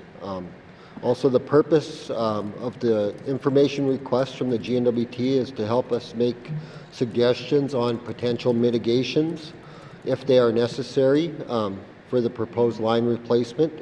And several of the requests have been simply seeking clarity on some of the processes. The department is aware that the old line was shut in, and Imperial is seeking to replace that line to continue production.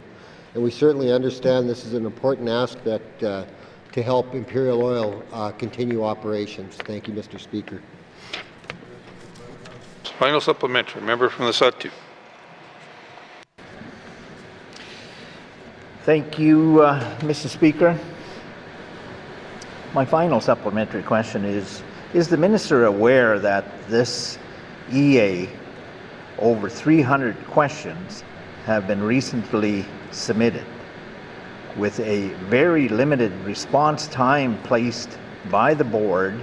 This is a significant number of information requests for the line replacement project, considering there is another environmental assessment in progress for the overall operating authority of the Norman Wells facility, and likely another EA coming for the closure facility. Thank you, Mr. Speaker. Member from Satu, Minister of Environment and Climate Change. Thank you, Mr. Speaker. I was only recently informed that there were actually 57 information requests, which comprised of approximately 350 questions in total that were issued to Imperial Oil for this specific project during the ongoing information request phase. I'd like to note that the GNWT provided a total of 11 information requests, several of which were seeking clarification from Imperial Oil on some of the aspects of the project. What I will commit to do, Mr. Speaker, is to ask the department to look into this further and have a discussion with the review board on the intended scope of the assessment process versus the Norman Wells operation, which is also ongoing. Thank you, Mr. Speaker. Minister of Environment and Climate Change. Oral questions. Member from Tuna-Day-Willety. Yeah, thank you, Mr. Speaker. Mr. Speaker, when the Premier and the Cabinet put the name forward for Cabinet, and then at the beginning of the 20th Assembly, one of the things they talked about was to build relationships and collaboration and working with Indigenous governments, and that's what I heard. When I bring forward issues from my riding, that comes from the Indigenous governments and my constituents. So to my question to the Minister of Infrastructure is that will the Minister commit to working with the Litsokay Dene First Nation Chief and Council to a feasibility study on the creation of ice road from Yellowknife to Litsokay at the earliest possible date to help lower the cost of living for the community of Litsokay and residents? Thank you, Mr. Speaker. Member from Tuna-Day-Willety, Minister of Infrastructure. Thank you, Mr. Speaker. Mr. Speaker, there's two items in there, and the first one was with respect to having relationships with Indigenous governments, Indigenous leadership. I'd had the opportunity recently to travel to Litsokay. I work with the Chief of Litsokay on the Taltson project as a partner, and I know, in fact, that the Premier met with the Chief of Litsokay just today. That said, Mr. Speaker, and a separate question then becomes on whether or not initiating a feasibility study is or is not a reflect on the nature of that relationship. Mr. Speaker, I would distinguish the two. An estimate, rough estimate on an ice road to Litsokay is $7 to $8 million. There's no guarantee that would, and in fact likely would not, lower the cost of living. It certainly would not lower the cost of fuel. It's quite a distance. Barging is in fact a very economical way of getting fuel to Litsokay, and in last year, Mr. Speaker, MTS in fact conducted an extra load to make sure that everything was getting to the community on time and to ensure that they received not only fuel but in fact housing units as well. Thank you, Mr. Speaker. Minister of Infrastructure, member from Tuna-Day-Willety. Thank you, Mr. Speaker. Between Yellowknife and Litsokay, we're looking about 200 kilometers, no different from between here to Gamity. My second question is, what are the barriers to constructing an ice road to Litsokay from Yellowknife? Why can't the GNWT build on the experience of other large ice roads projects, such as the Neacho ice road from Deta to Thor Lake? Thank you, Mr. Speaker. Member from Tuna-Day-Willety, Minister of Infrastructure.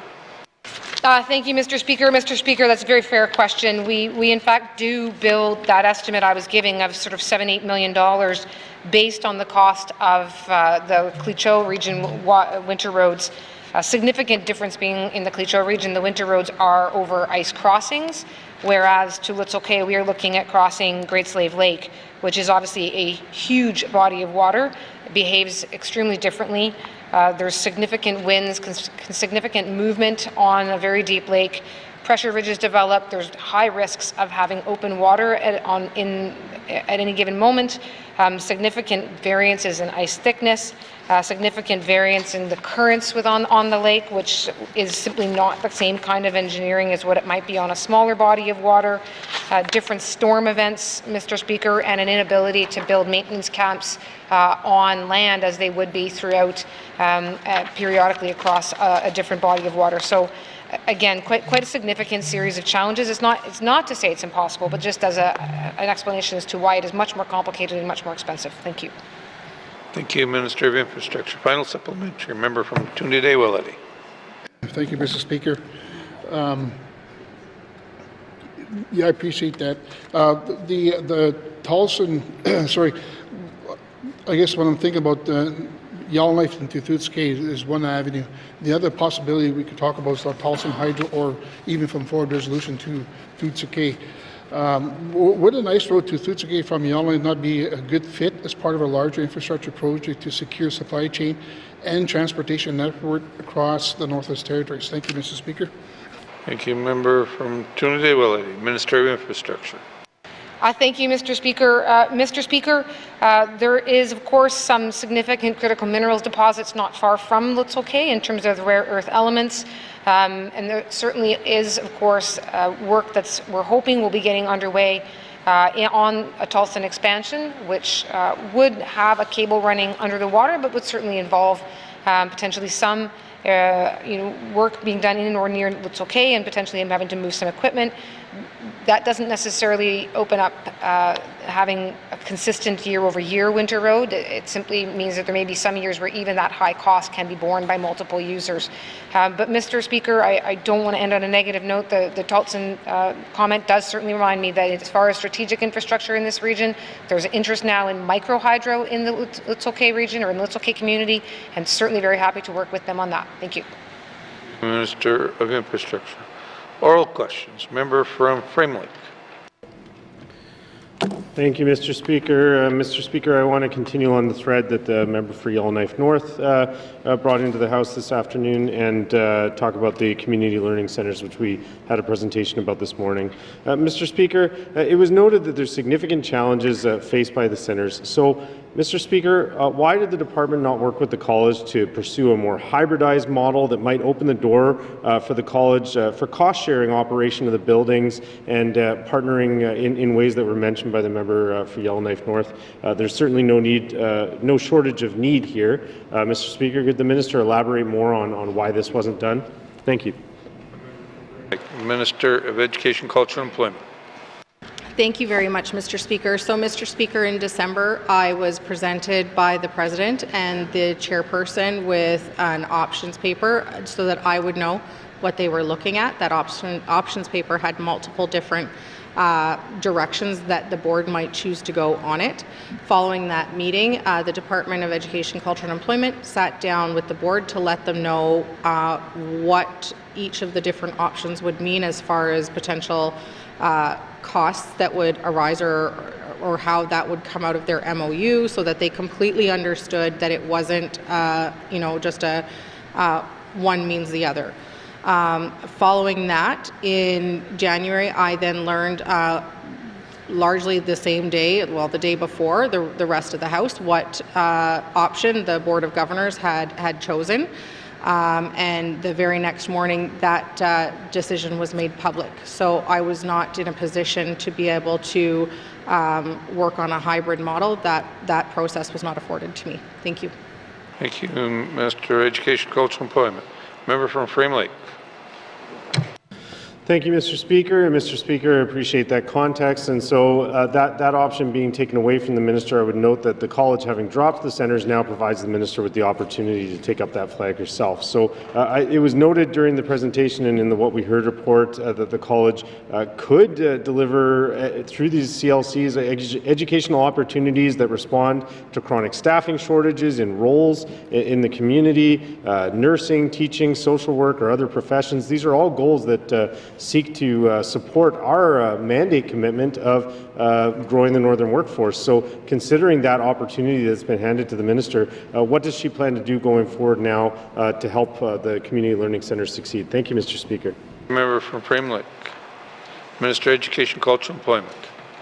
Thank you very much, Mr. Speaker.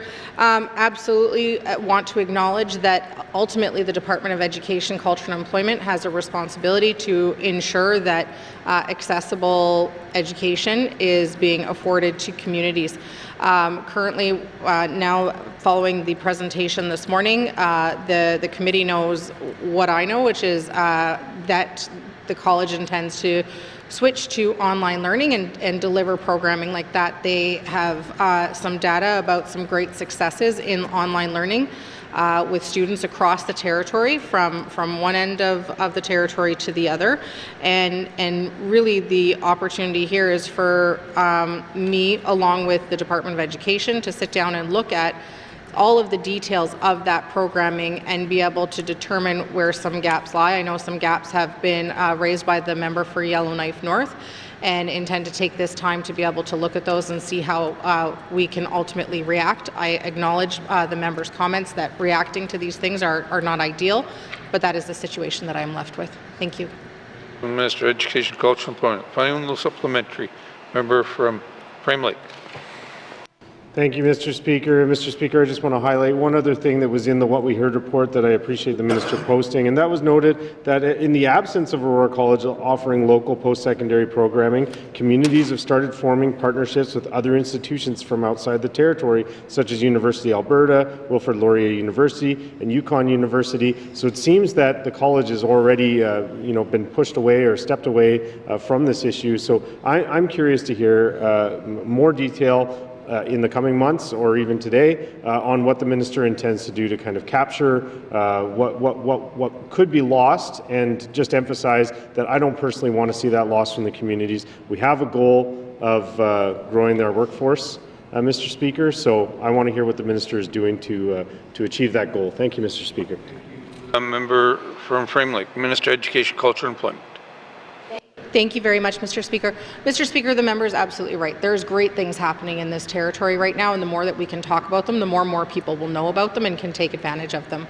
One of the other things that's also occurring at the same time is some of our development corporations for Indigenous governments are taking on some fairly robust workforce development plans and executing them through on-the-job training, and by pairing their goals with programs that are offered through Education, Culture and Employment. For example, our oh my goodness, where did it go? It was right on the tip of my tongue. Sorry, Mr. Speaker. But our workforce development programs, and there are multiple ones within education. And so I think really working with all of our partners within communities and making sure that these programs are, first of all, known about, that they are accessible, and that ultimately community members know where to go depending on what their career goals are. Thank you. Minister of Education, Culture, and Employment. Oral questions. Member from Mophie.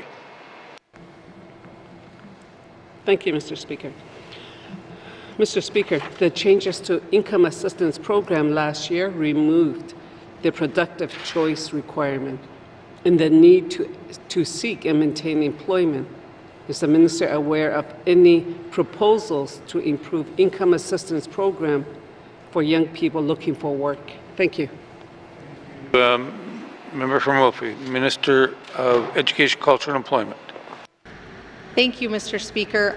In regards to any proposals, if that is referring to future reviews, if there are some kind of scheduled right now, there aren't right now. What we're doing is we're looking at how the program is being implemented throughout the Northwest Territories, the new income assistance programming, and we're very much monitoring how that is flowing out the door, given that it is a new program, and want to ensure that we're well informed and up to date with how it's working for Northerners. Thank you. Minister of Education, Culture, and Employment. Member for Mophie. Thank you. For students and young people looking to retrain, payments, including grants and loans that are received for training and education, are currently considered unearned income. Can the minister say if there is any plan to change this so that money received for education purposes does not reduce the income assistance they receive? Thank you. Member from Mophie, Minister of Education, Culture, and Employment. Thank you very much, Mr. Speaker. Mr. Speaker, the changes to the program did allow for more unearned and earned income to be maintained by residents.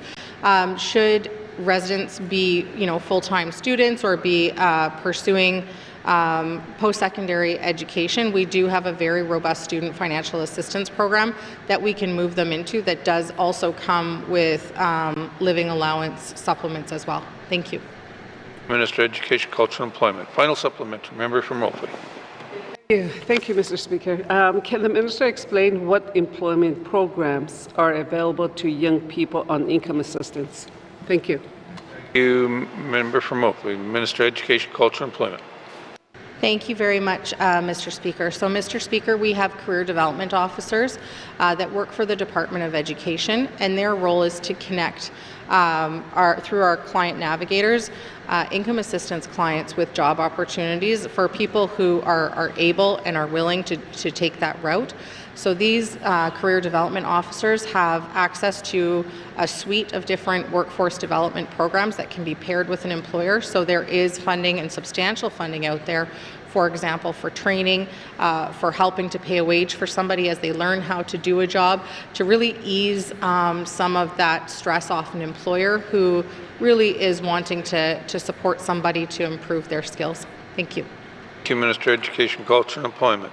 Oral questions. Member from Yellowknife North. Thank you, Mr. Speaker. My questions are for the Minister of Education, Culture and Employment. So this morning, Aurora College informed committee that they would be reallocating about $2 million of the funds that previously went to the community learning centres and CLC staff towards online learning, including hiring 3 online program coordinators, hiring 3 new tech support staff, and 1-800 support lines and online platforms, possibly buy everyone a computer, as it seems they were promising to ensure that everyone would have access to modern technology. Does the minister support this dramatic shift in approach from face-to-face learning to spending those same funds on essentially tech support and online platforms?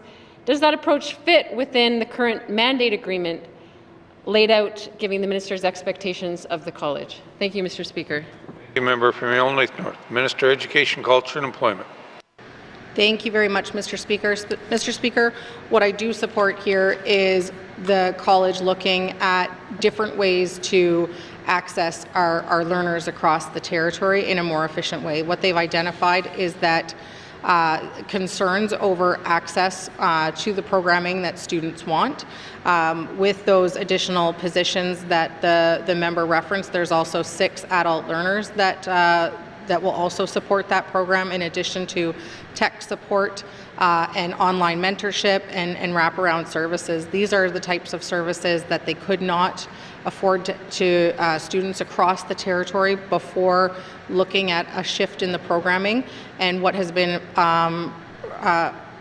passed along to me is that, along with a program that has a borrowing system for hardware, for computer hardware, for students across the Northwest Territories who need it, there will also be people that support with, how to learn online, student life, being able to really support the whole student holistically. I think it's also worth noting that there was community learning centers in 19 communities before, and now an additional 10 communities will have access through online learning to these post-secondary programs, which afford them not only access to the adult learning and basic education, but also the programs that they might want to transition into after that. Thank you. Minister of Education, Culture and Employment. Member for Yellowknife North. Thank you, Mr. Speaker.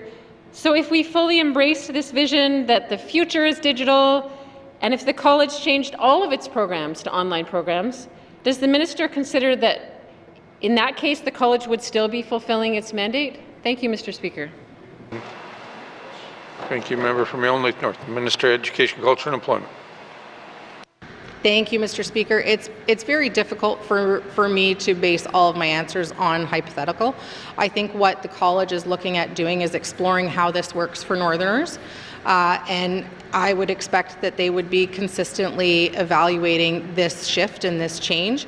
The other thing that was referenced today was different opportunities that communities are taking advantage of with additional partnerships, both through Indigenous governments and through community governments. And I think that those will continue to flourish in the territory as well. We do have relationships through Deshinta, through Collège Nordique, through Wilfrid Laurier University, and of course Indigenous governments are also forming their own relationships and their own workforce development plans, which I intend to continue to support through our workforce development funding as well. Thank you. Thank you, Minister of Education, Culture and Employment. Member from Yellowknife North. Thank you, Mr. Speaker. Can the minister justify why we would spend public money on Aurora College developing online programs when many students already access online learning programs from other places? And in fact, that's the entire sort of attraction of online learning, is that you can get it from anywhere. What would Aurora College's niche be in this space? Thank you, Mr. Speaker. Member from Yellowknife North, Minister of Education, Culture and Employment.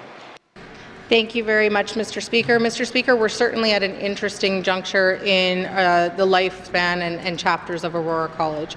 So Aurora College has a mandated responsibility for accessing, or for community members to be able to access educational opportunities. So that still exists within their mandate agreement, which is why they continue to find different ways to deliver that programming. But because they have autonomy over operations and how they choose to deliver that, that is entirely up to them as a decision. And because of the non-interference clause, I don't have the ability to reach in and tell them to do it how I would like to see it. Thank you. Thank you, Minister of Education, Culture and Employment. Oral questions. Member from Range Lake. Thank you, Mr. Speaker. Mr. Speaker, earlier today, the Minister of Education, Culture and Employment has signed a deal to extend the Canada-wide Child Early Learning program, the $10 a day program. While families are appreciative of these efforts, daycare providers are still, or childcare providers are still very concerned about a system that looks to be unsustainable. The funding has been extended till 2031-32 without any changes, which means no additional funding to address the concerns that have been raised by the sector or increasing wages for workers in the sector for another 5 years. I know the minister is live to these concerns. Can the minister speak to why no increases in the contributions to the Northwest Territories were secured in this recent extension of the deal? Thank you. From Range Lake, Minister of Education, Culture and Employment. Thank you very much, Mr. Speaker. Mr. Speaker, I can promise this House it was not for lack of trying. As the member also would have seen in the same news article, we weren't alone in re-signing that agreement with Canada. That agreement is to the tune of $80 million over the lifespan of that agreement, and it is very difficult to say no to $80 million that supports families with young children to access childcare. I absolutely acknowledge what the member is saying about the fact that there are challenges with that program and the implementation of it in the Northwest Territories, and issues that I very vocally shared with my federal counterparts over the course of the negotiating period. I was incredibly active on in speaking with the federal government about ways that that program does not fully satisfy the needs of the Northwest Territories, and can also advise the member because of those conversations, we did not sign the agreement until the 11th hour. Thank you. Thank you, Member for Minister of Education, Culture and Employment. Member from Range Lake. Thank you, Mr. Speaker. Mr. Speaker, I mean, it's becoming increasingly apparent that this program's not working. I don't think it's working anywhere in Canada, but leaving money on the table is not an option, but finding money from within is. So one way we can do that is the funding formulas may be the same across all provinces and territories, as the minister pointed out, but there's different legislative environments, and in some cases they allow for extra fees, voluntary fees, to be charged in jurisdictions, including Alberta. Will the minister bring changes to policy and legislation to allow voluntary fees to be charged by child care providers in the Northwest Territories? Thank you. Member from Range Lake, Minister of Education, Culture and Employment. Thank you very much, Mr. Speaker. Certainly, as previously committed to in this House, that is an aspect of the agreement that I'm currently looking into with the department. Thank you. Minister of Education, Culture and Employment. Final supplementary. Member from Range Lake. Thank you. I've looked into it as well. And you know who else has, Mr. Speaker? Mr. Speaker, the childcare providers and their advocates, the associations have looked into it as well. They want these changes made. So can the minister commit to doing more than looking into them and actually change these things? Can make a commitment to change these things before this problem gets worse? Thank you, Mr. Speaker. Minister of Education, Culture and Employment. Thank you very much, Mr. Speaker. Mr. Speaker, my concern is implementing or agreeing to something on the floor of the House without doing my due diligence, because in the end we could end up having our agreement cancelled, which costs this territory and families in this territory a tremendous amount of money. We would risk losing our agreement with Canada if we are found to be in contravention of it. So I want to ensure that I'm doing my due diligence before making an $80 million mistake. Thank you. Minister of Education, Culture and Employment. Oral questions. Member from Toonaday-Willety. Thank you, Mr. Speaker. Mr. Speaker, I just want to make a follow-up comments to questions from earlier. When I talked about the Winter Road, it was mentioned between $7 to $8 million. I see that as being an investment for putting the road in like that. But overall, Mr. Speaker, my question would be to the Minister of Infrastructure. I think at this point in time, if we don't start looking for solutions, then I'll be back year after year asking the same questions. I think it's important now that we look at maybe building, when I talk about a pre-feasibility study, it'd be nice if we could do that and look at a plan for 5 to 20 years. And if we do that pre-feasibility study, then we could look also at the all-season road, winter road, perhaps even a runway expansion, and also, looking at a chip seal program for our community. But before we could even do that, my question to the Minister of Infrastructure, can we get a commitment from her to start a process so that we are able to look at doing a pre-feasibility study on these 4 items I just talked about? Thank you, Mr. Speaker. We're from Toonaday-Willety. Minister of Infrastructure. Thank you, Mr. Speaker. Mr. Speaker, pre-feasibility studies are not free.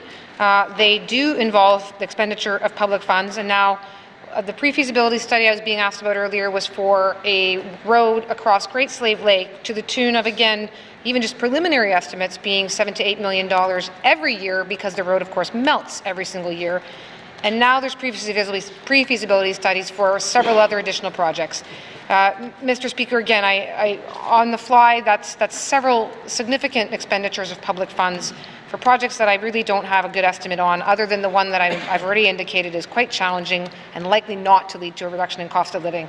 Happy to take the other ones away, look more carefully. There may well have been some pre-feasibility work done at some time. I don't know that standing on the floor, so I will certainly make that inquiry and perhaps can start from there in terms of where we can go next. Thank you. Infrastructure. Oral questions. Member from Toonaday-Willety. Thank you, Mr. Speaker. Again, the reason why I'm bringing this up is to really trying to identify how we're going to address the issue of the high cost of living in the community of Toots-Kay. So we could get together with the chief and council and talk to them about it, but we need a process to do that.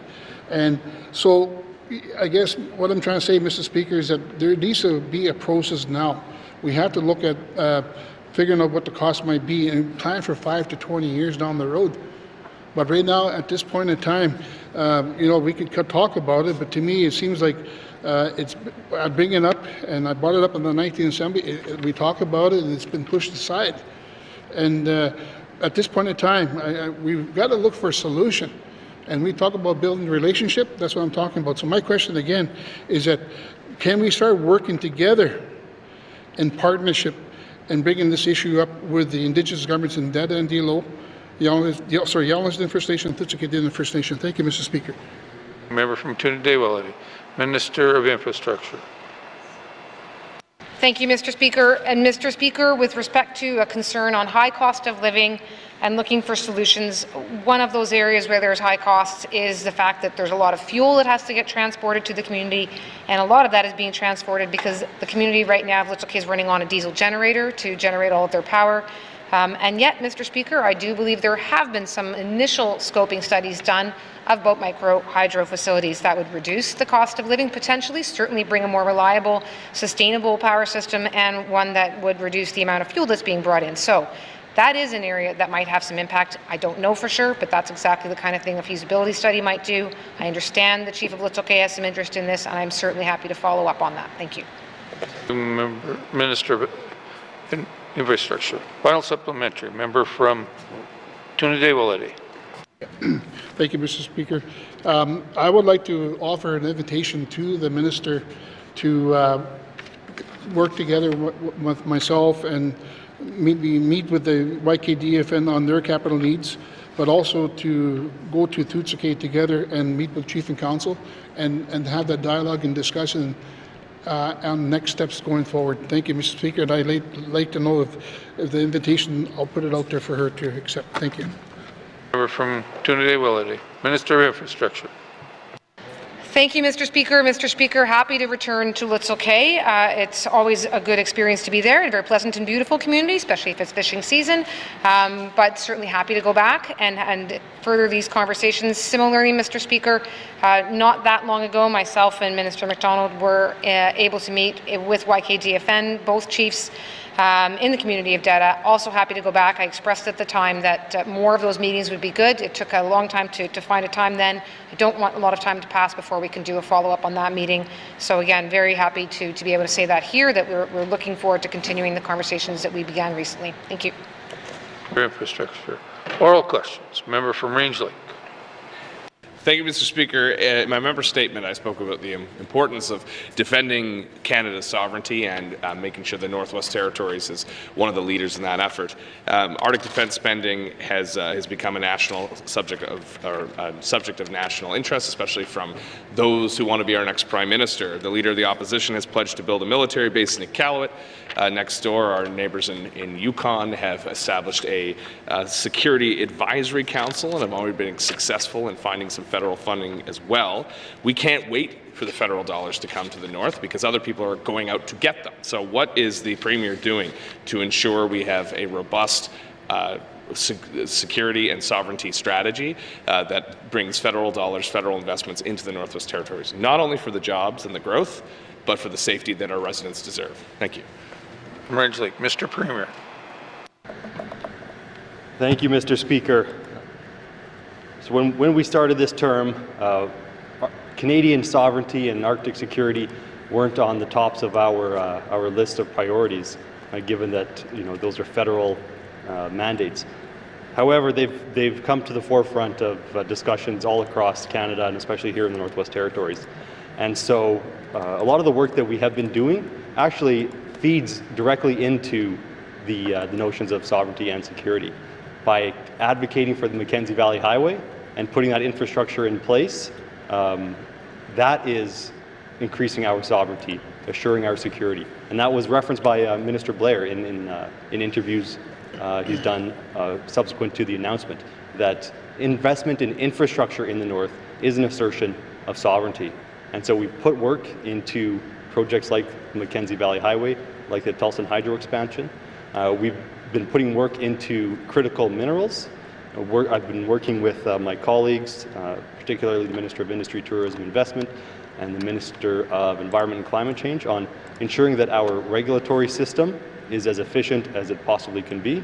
And of course, critical minerals are important to Canada's security, Canada's sovereignty, and North American security, ideally. But given the current situation, we are focusing on Canada. I've had a number of conversations with Minister Blair, the Minister of National Defence, the Minister of Foreign Affairs, Minister Jolie, Minister LeBlanc, all centered around this topic. So we have been already doing the work, and we are putting together, I don't want to say a strategy, but we're putting together a guiding document perhaps on how we're going to move forward addressing these issues. Thank you, Mr. Speaker. Mr. Premier. Member from Range Lake. Thank you, Mr. Speaker. Mr. Speaker, I appreciate those conversations, but I mean, we're asking them to invest in what we're already doing. I mean, we had a Prime Minister Harper came here every year, and apart from a few big projects here and there that some members are very familiar with, we didn't get much for it. We're still underfunded. We still need more infrastructure. So What we're looking for here is defense spending, and that's still something we're only starting to see trickle out. We do have the Leader of the Opposition pledging to build bases in other northern jurisdictions. So can we have a focus on Arctic defense spending as one of the items of an updated federal engagement strategy? Thank you. Range Lake, Mr. Premier. Thank you, Mr. Speaker. I would say that when we engage the federal government, we want to package our asks in a way that is going to be palatable for them, in a way that they are going to want to consume. And Arctic security, Arctic sovereignty is very sellable right now to the federal government, and so the member can rest assured that it has been and will continue to be a major component of how we engage the federal government. Thank you. Final supplementary, member from Range Lake. Thank you, Mr. Speaker. Mr. Speaker, I know we're packaging that way, but unfortunately these projects, unless I'm mistaken, and I invite the Honourable Premier to correct me, but these don't count towards our NATO spending, our 2% of GDP NATO spending. They don't count. So what I'm trying to do is, if we're moving to 2%, or maybe even 3% now, if we're going the way Europe's going, to divert some of those, if not most of those dollars, into the Northwest Territories. So defense spending is crucial. It's more nuanced than just repackaging our current asks. So can we get a commitment to advance defense spending and specifically tie it to these increases that are coming from our NATO commitments, tie that to the Northwest Territories? And even if the Premier wants to go and speak to the other Northern Territories and develop a tri-territorial plan or pan-Northern plan, I don't care. But let's get some of that money flowing here, make it specific to defense, because again, those projects we're advancing are not, do not count towards that 2%. Thank you. Mr. Premier. Thank you, Mr. Speaker. So if we're speaking specifically about defense infrastructure, that's something we have to leave up to the military. I don't have the wherewithal to tell the military where they should build a base to best deter the Russians or anything like that. That being said, I've been having conversations, as I mentioned earlier. I spoke with Minister Blair earlier this week, and I said that it's important that we are involved when they're putting their mind towards military spending. If there's going to be an expansion, say in Nunavik, of the military presence, well, we might need to upgrade the water treatment plant. We might need more childcare. We might need other types of infrastructure that would generally be municipal or territorial, and so ensuring that happens. And so we are working with the federal government to ensure that when they decide on how they're going to spend this money for their military installations, that we are going to be part of those discussions, and that Northerners and Northern companies and Indigenous governments will all benefit. So, I could go on and on about this. Perhaps I'll just leave it at that. Thank you. Oh, I remember now what I was going to say. The announcement as well from Minister Blair was not just an announcement of the forward operating support hub locations, but also an increase in the amount of money going towards those facilities. So we've already seen a significant increase in the commitment of the federal government on defense spending in the North. Thank you, Mr. Speaker. Mr. Premier. Oral questions. Oral questions, Mr. Clerk. Thank you, Mr. Speaker. Pursuant to Rule 7.27, I have received follow-up information for oral question 568-20(1), lowest return airfare for income tax returns, asked on February 28, 2025 by the member for Great Slave to the Minister of Finance. Thank you, Mr. Speaker. Mr. Clerk. Oral questions. Oral questions, member from Range Lake.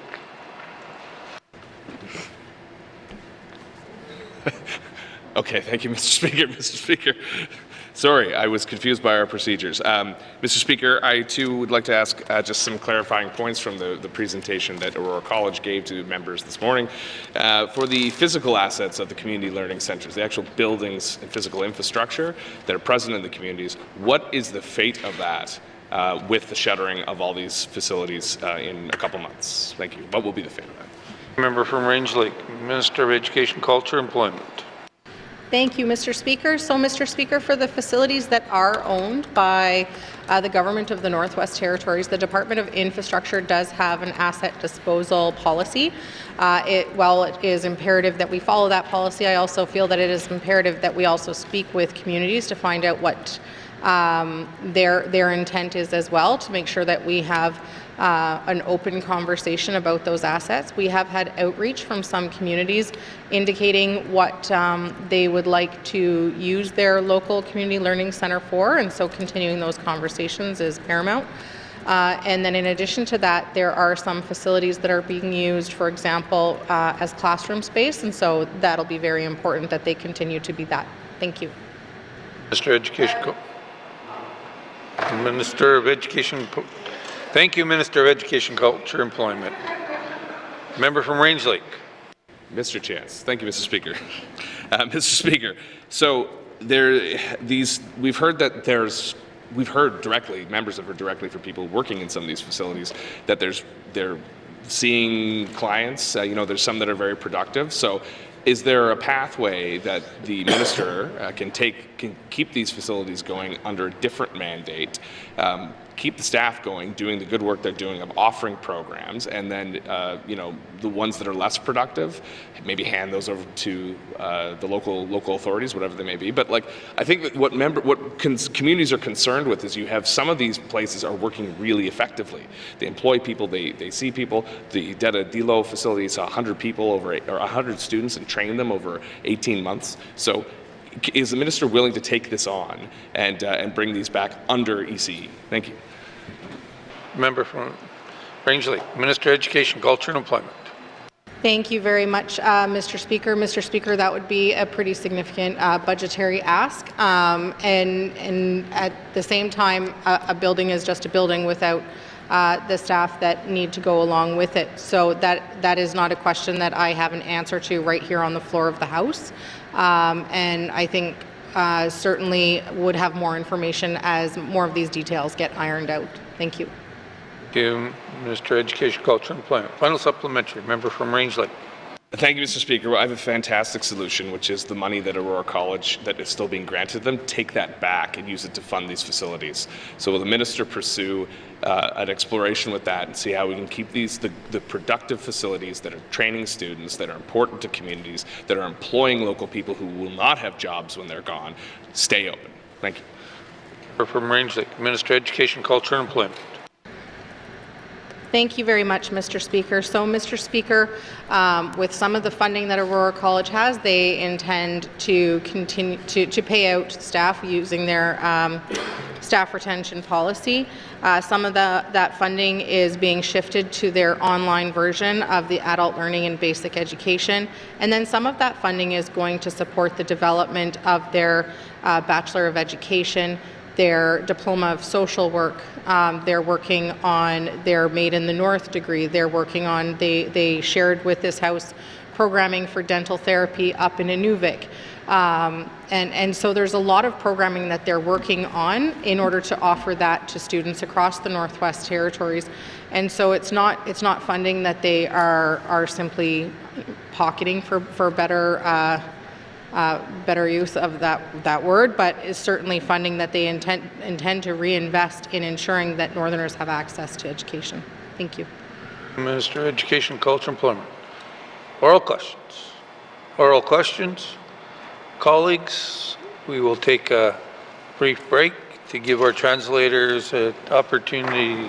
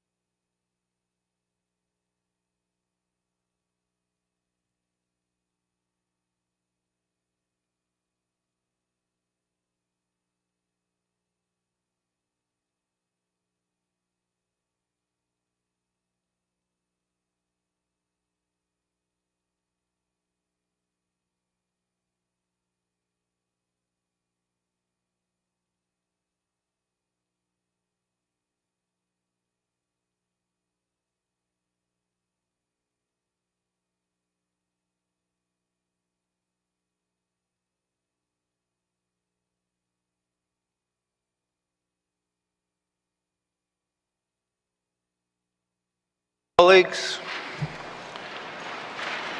written questions. Written questions? Member from Range Lake. Thank you, Mr. Speaker. I have the following questions to the Minister of Health and Social Services concerning the productivity of operating rooms at Stanton Territorial Hospital. 1. How many scheduled surgeries and day procedures were completed in 2024, broken down per month? 2. What are the total hours worked by all surgical teams for the year 2024?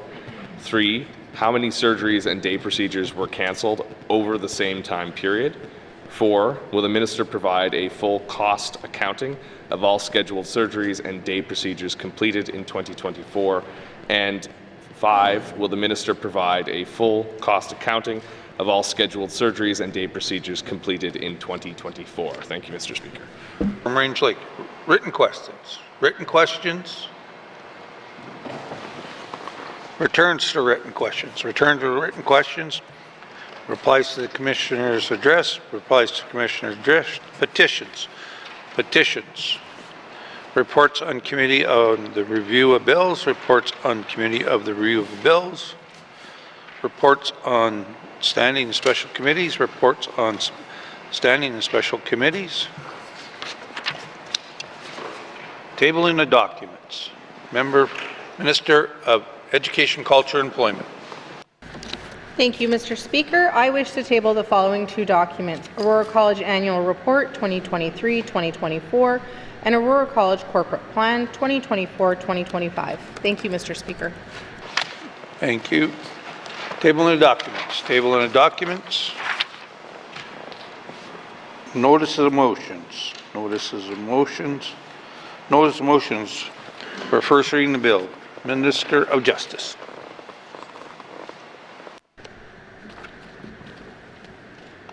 Mr. Speaker, I give notice that on Wednesday, March 12th, 2025, I will present Bill 23, an act to amend the Children's Law Act, to be read for the first time. Thank you.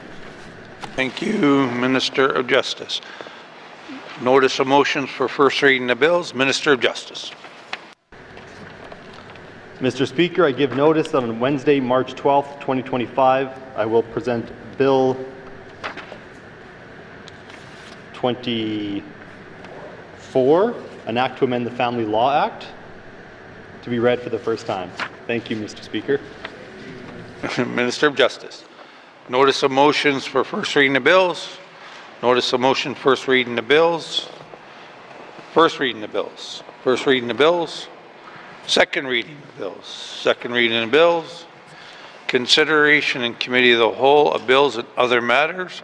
Table document 275-20 brackets 1 with the member from Trinidad-Wellady in the chair.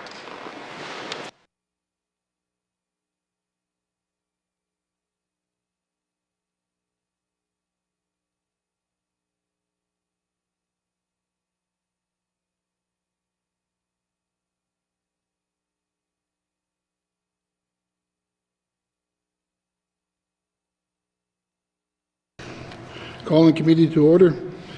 I now call the committee of the whole to order. What is the wish? I'm going to go to the member from Nunavut Lake. Thank you, Mr. Chair. Mr. Chair, committee wishes to consider table document 275-20 brackets 1, 2025-2026 main estimates to the Department of Industry, Tourism and Investment. Mr. Chair, thank you. Thank you. Does the committee agree? Okay, thank you. Committee, we have agreed to consider table documents 275-20 brackets 1, 2025-2026 main estimates. We will now consider the Department of Industry and Tourism and Investment. Does the Minister of Industry and Tourism and Investment wish to bring witnesses into the House? Yes, please. Thank you. Does the committee agree? Thank you. Sergeant at Arms, please escort the witness into the chambers.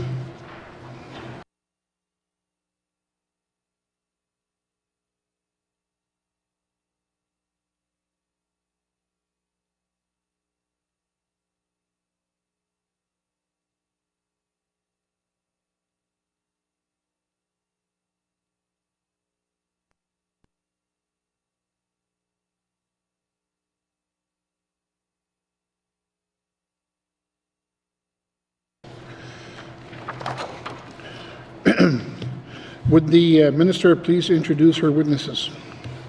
Thank you very much, Mr. Chair. To my left, I have Assistant Deputy Minister Melissa Cyr, and to my right, I have Director of Corporate Services Nina Salvador. Thank you. The committee has agreed to forego general comments. Does the committee agree to proceed to detail contained in the tabled documents? Committee? Thank you. Committee will defer the departmental summary and review the estimates by activity summary, beginning with corporate management starting on page 234, with information items on page 236. Are there any questions?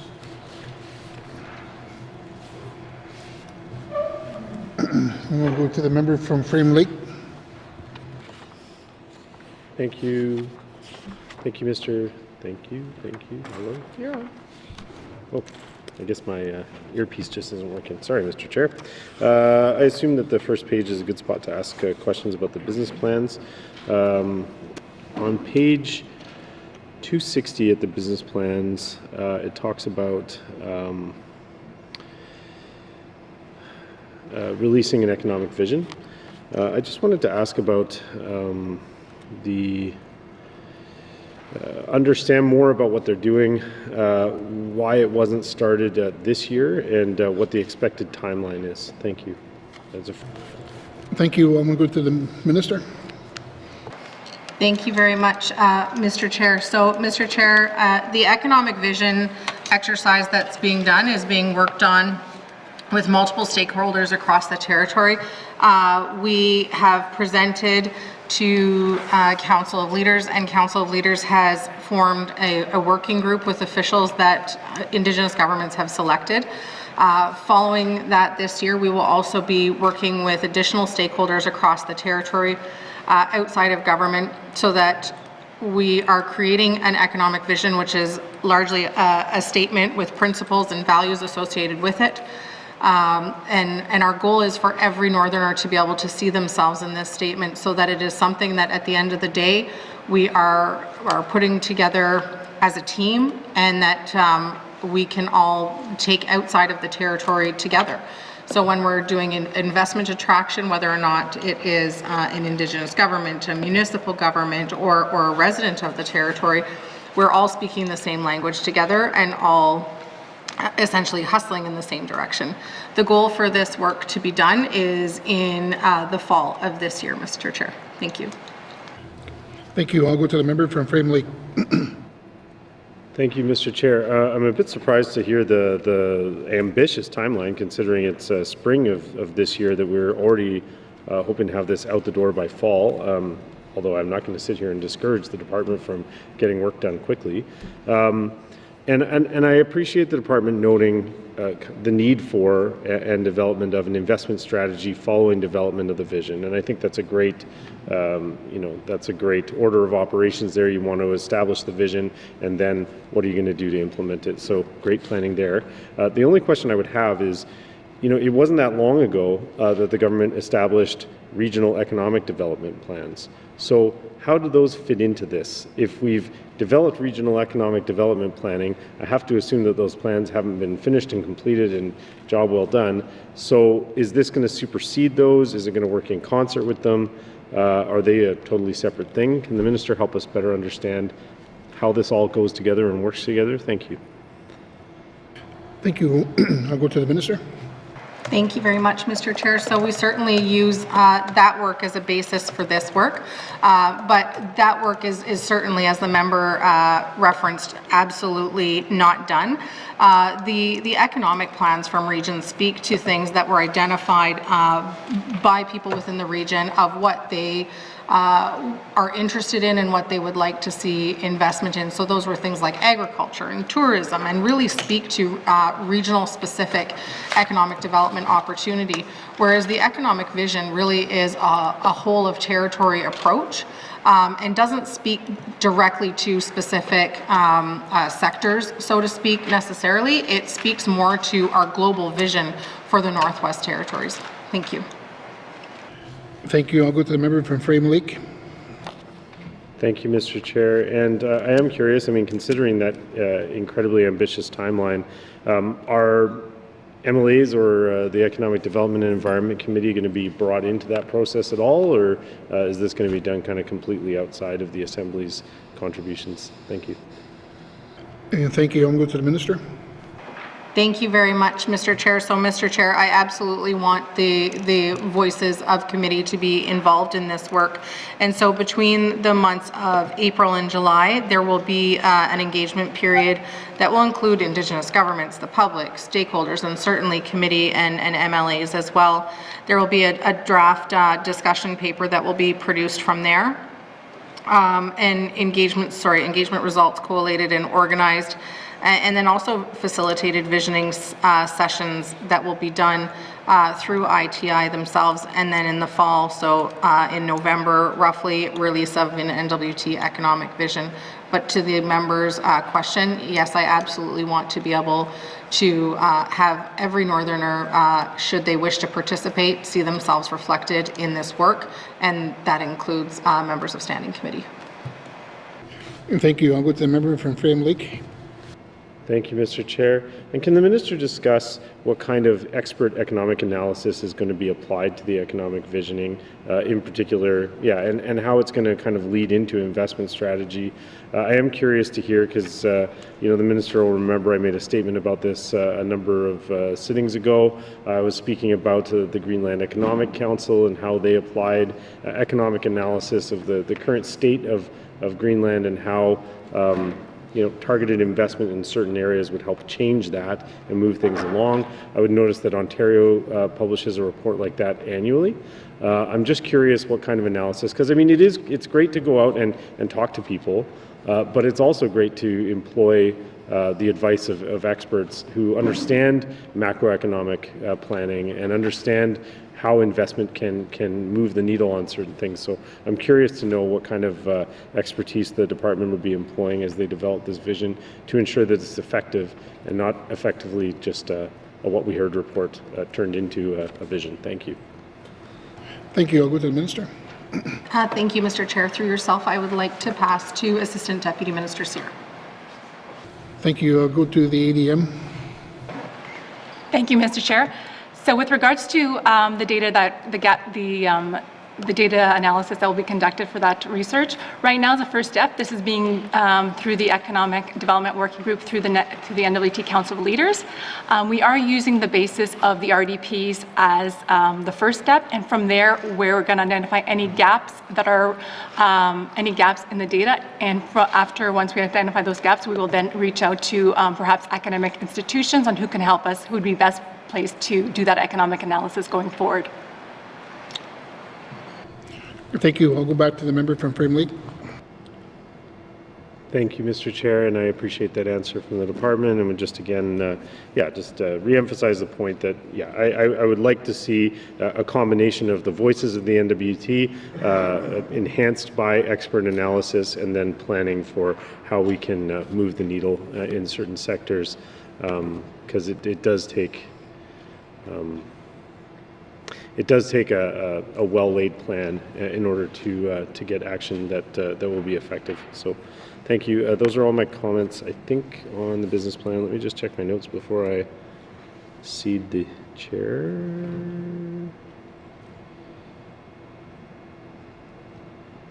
Yeah, those are my business plan related comments. Thank you, Mr. Chair. Thank you. Next on my list, I got the member from Greensleaf.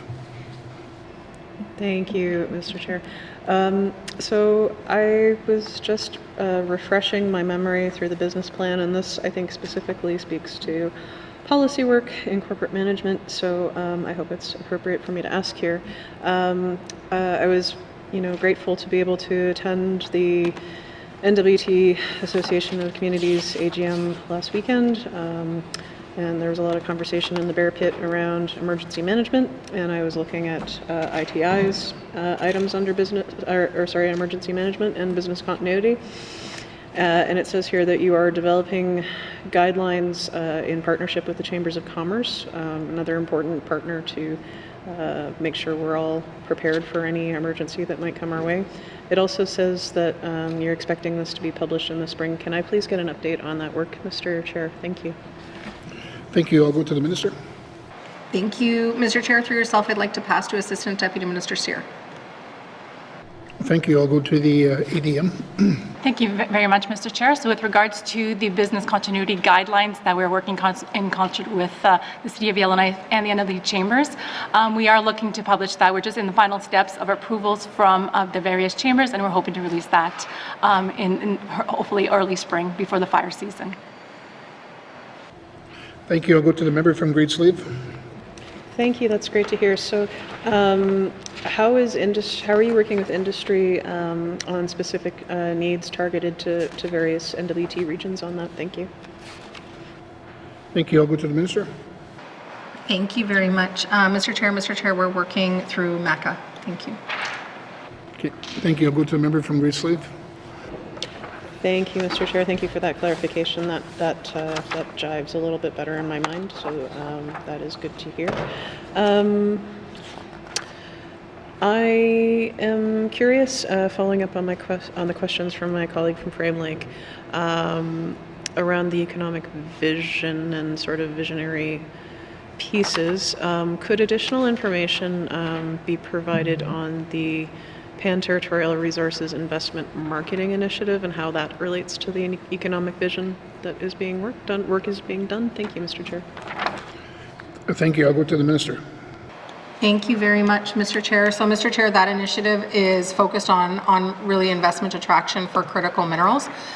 This past week on Sunday night at PDAC in Toronto, we were able to host an event in conjunction with Nunavut and the Yukon, and it was incredibly well attended by both politicians, investment individuals, and business owners.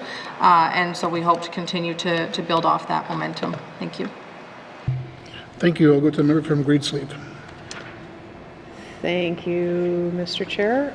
Great to hear. And also in your business plan, I believe under economy, because that's your largest section, which makes sense, we're speaking about implementing actions under the priorities for critical minerals in the NWT. How is that work going along? Thank you, Mr. Chair. Thank you. I'll go to the minister. Thank you very much, Mr. Chair. So, Mr. Chair, certainly we are working on everything to do with critical minerals on basically a daily basis within the department, especially this time of year. I've just come off of a bit of a whirlwind of critical minerals events, both in Vancouver and Toronto. We continue to advance critical mineral work on all fronts, including in our geoscience database building, in our investment attraction, in making sure that we're informing the world about all of the projects that are on the go here in the Northwest Territories. And we also have our Northwest Territories Geological Survey that is consistently, successfully leveraging money from federal funding pots. And they do just incredible work, and I can't toot their horn enough. So thank you. Thank you. I'll go to the member from Great Slave. I don't know how to respond to toot your horn. I don't have a clever pun? I don't. I'm really tired today, Mr. Chair. But, you know, I appreciate that. Maybe a more detailed breakdown of what actions are completed and what are still outstanding would be great to share with members. Thanks, Mr. Chair. Thank you. I'll go to the minister. Thank you very much, Mr. Chair. Mr. Chair, if possible, one of the things that I'm going to do today is swap out different staff when we get to different sections, and so maybe we can come back around to that when we get to the petroleum, minerals and petroleum resources section of the main estimates today. Thank you. Thank you. I'll go to the member from Great Slave. Thank you, Mr. Chair. Nothing further. Thank you. Is there any more questions from members? Okay, seeing none, no further questions. Please turn to page 235. Industry, tourism, and investment, corporate operation expenditure summary, 2025-2026. Main estimates, $10,243,000. Does the committee agree?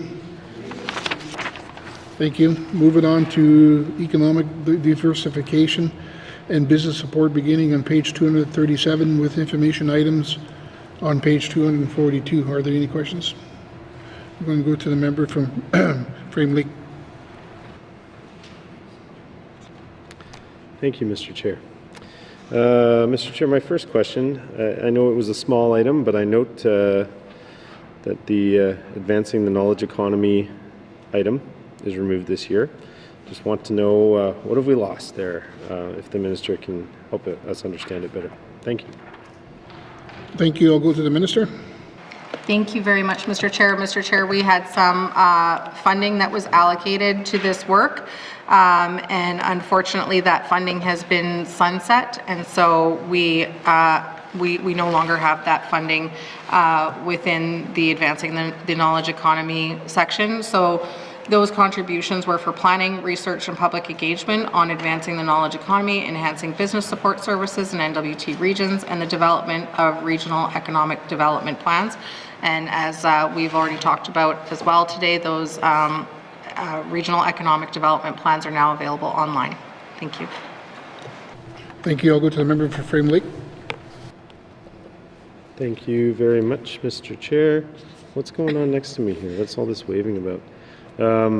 Mr. Chair, the next question I had was, when will the program review of the seed policy be completed? And also, how will the department ensure that seed funding supports mentorship and capacity building?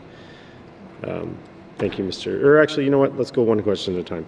When will the program review of the seed policy be completed? Thank you. Thank you. I'll go to the minister. Next year. Thank you very much, Mr. Chair. So, Mr. Chair, we go out with an RFP to do a complete review of this program in April of this year, and with that, we will do a very robust review of the seed program within the intent of releasing a new policy next year. Thank you. Thank you. I'll go to the member from Frame Lake. Okay.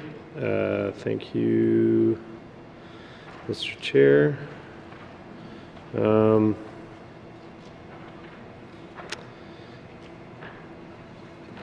think that's it. Give me 1 second here. Sorry, I've got like 4 pages of notes. Yeah, no, I wanted to ask a couple more questions about seed. So how will the department ensure that seed funding supports mentorship and capacity building through this review? Thank you. Thank you. I'll go to the minister.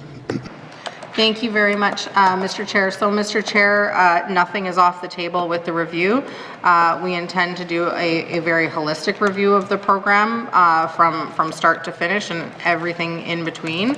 The program, as it currently stands, does have both of those things, and so that will be a very natural input into the review.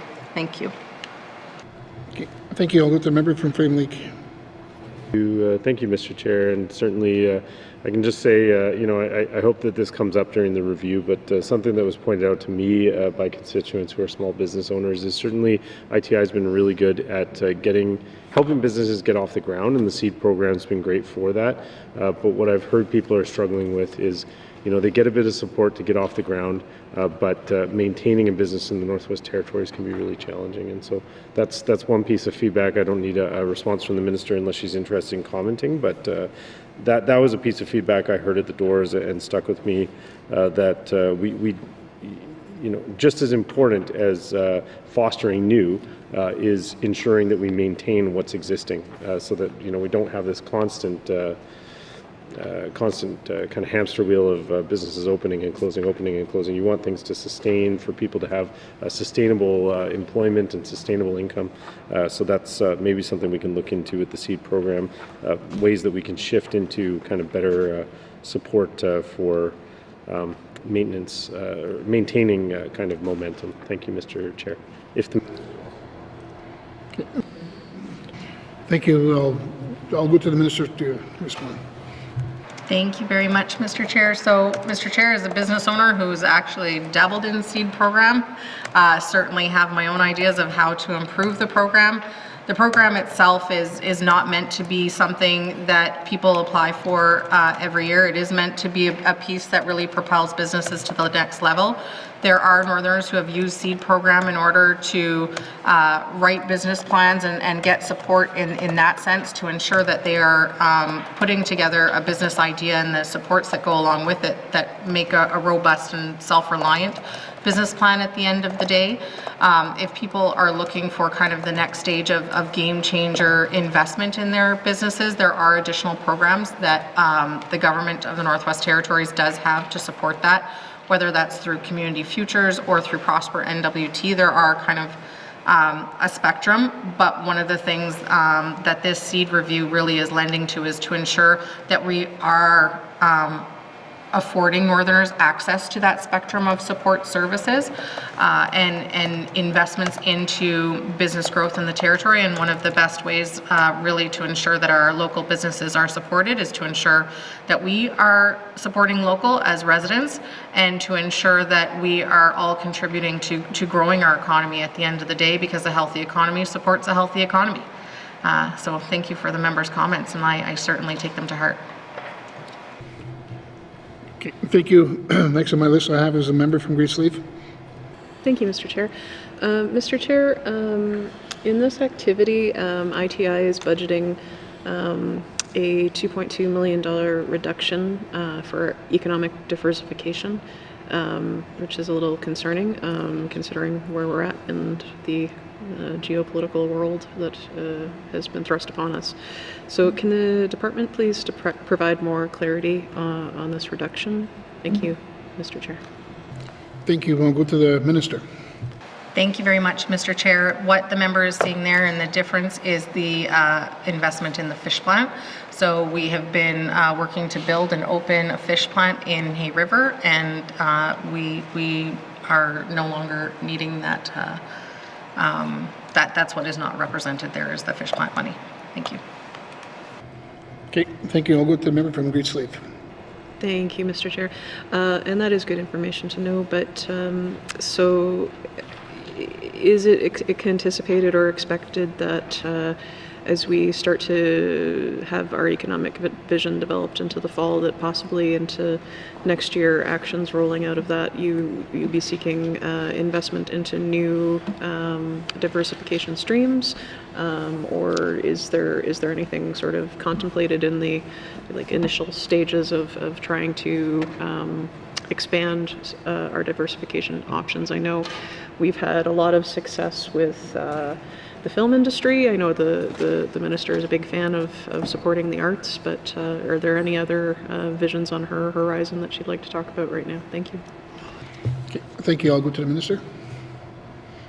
Thank you very much, Mr. Chair. And I love this question because I love the opportunity to talk about the fact that we have a very diverse economy in the Northwest Territories. And really what we're doing at this point is ensuring that we're supporting the diversity of our economy. And so we have programs that support agriculture, tourism. We have, the member mentioned film. We have a film program that continues to grow because the multipliers for our film projects in the territory are incredible. It's got almost a 9-to-1 multiplier, and so investing there really is investing in an economy and a sector that continues to propel our dollars further. We also have programs like our SEED program that really call on residents of what do you want us to invest in and allow for that massive spectrum to already happen. And so the economic vision really is about how we present ourselves and sell ourselves as a territory to the rest of the world. And I really foresee under that the sky's the limit. Thank you, Mr. Chair. And thank you. I'll go back to the member from Greensleeve. Thank you, Mr. Chair. No, appreciate that. Looking very much forward to the vision coming out this fall. Hopefully, even perhaps earlier if the department is super keen and wants to get it out the door.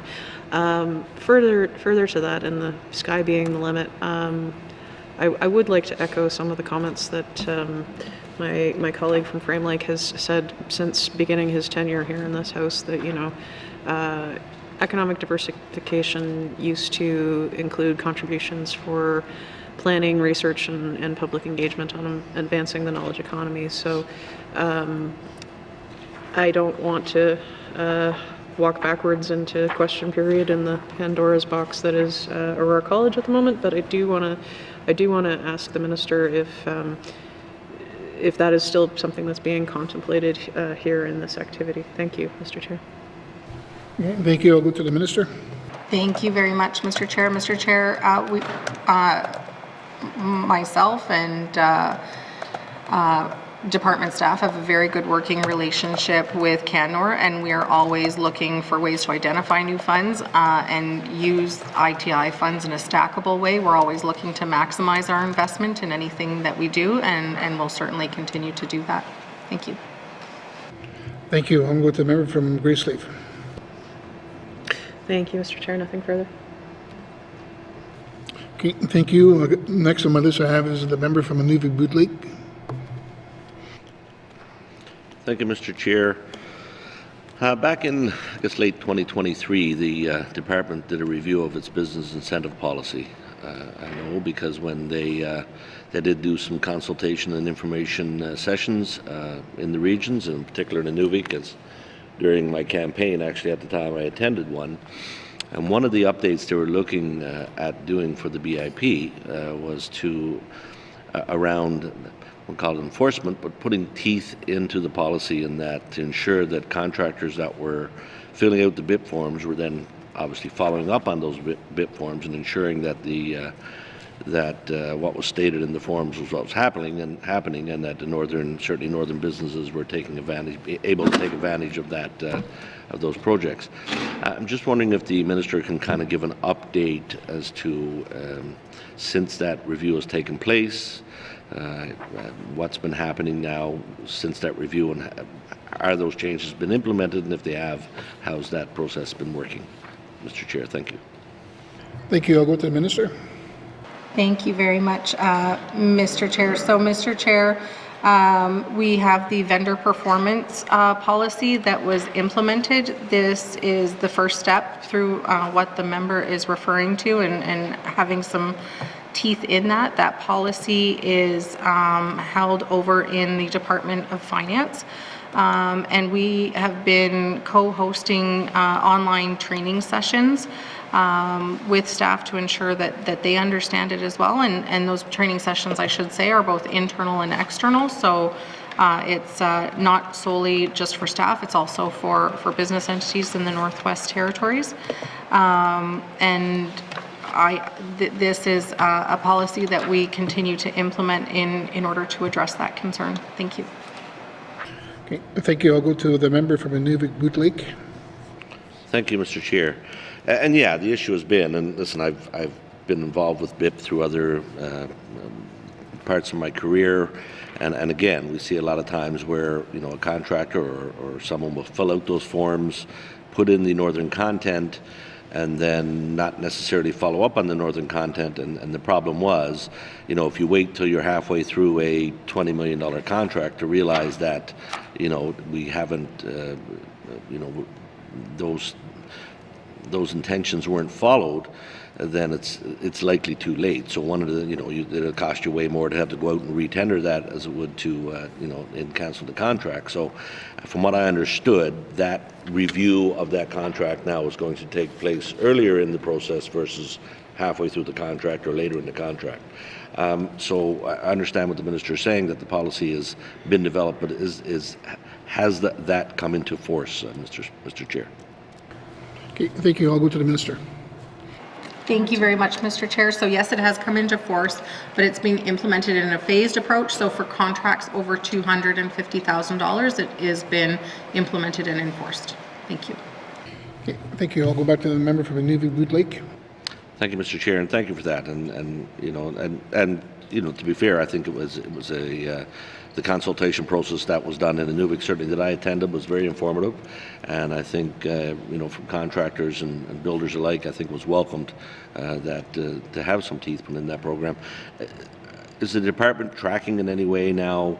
I guess the performance, versus what it was pre having this new policy. Is there data being kept on that now, Mr. Chair? Thank you. I'll go to the minister. Thank you very much, Mr. Chair. So yes, there's data. However, the finer details of that data would be better, questions better placed to my colleague from the Department of Finance. They're the ones who maintain that policy and maintain the data that goes with it. Thank you. Okay, thank you. We'll go back to the member from the Nunavut Lake. Thank you, Mr. Chair, and that sounds like something for a member statement next week, but I certainly appreciate the answers. No further questions in this section. Thank you. Okay, thank you. Next on my list I have is the member from the Decho. Thank you, Mr. Chair. I wanted to find out, and you probably, well, Mr. Chair, how many new companies registered for BIP since last year, I guess? Does the minister have any of that information? Thank you. Thank you. I'll go to the minister. Thank you very much, Mr. Chair. So we are up to a total of 1,400 businesses in the Northwest Territories. Okay, thank you. I'll go to the member from the Sawtoo. Okay. My apologies, the member from the Decho. When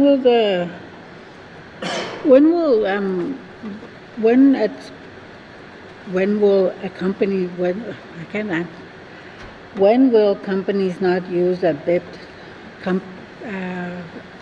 not use a local BIP company? Thank you. Okay, thank you. I'll go to the minister. Thank you very much, Mr. Chair. So I think the question is in regards to when would the government not use a local BIP company? Or, yeah, okay. So the government puts out tenders through procurement shared services over in the Department of Finance, and then depending on what or who applies for the different programs and the status of those programs, they would be assigned bid adjustments that would be based on our business incentive policy if they qualify and match the criteria. And then those bid adjustments would then help procurement shared services determine who is the successful bidder in a project. Thank you. Thank you. I'll go to the member from the Decho. Thank you for that. And another question is on Prosper NWT. How does Prosper NWT support, what companies do they support in the Northwest Territories? Thank you. Okay, thank you. I'll go to the minister. Thank you very much, Mr.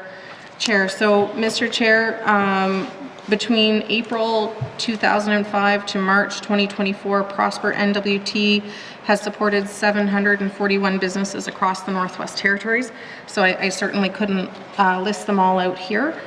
And then through those 741 businesses, they have dispersed approximately $128 million. But it might be of interest to members, and mind you, these are regional areas, not political areas, but 162 businesses from the South Slave, that was 40% of the funds dispersed, 52 million. 386 businesses in the North Slave, that was $30 million or 24% of funds dispersed.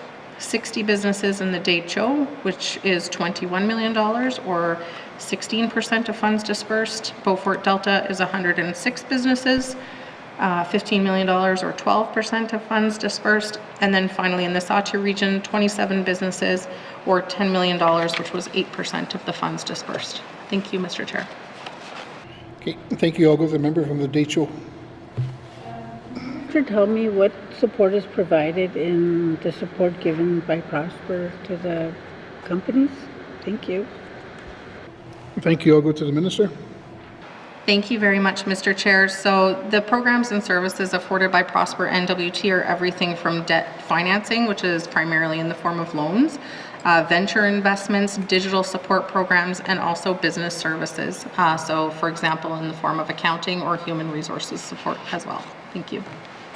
Okay, thank you. I'll go to the member from the DHO. Companies like Denifer Clouds, they're a for-profit company, correct? Thank you. I'll go to the minister.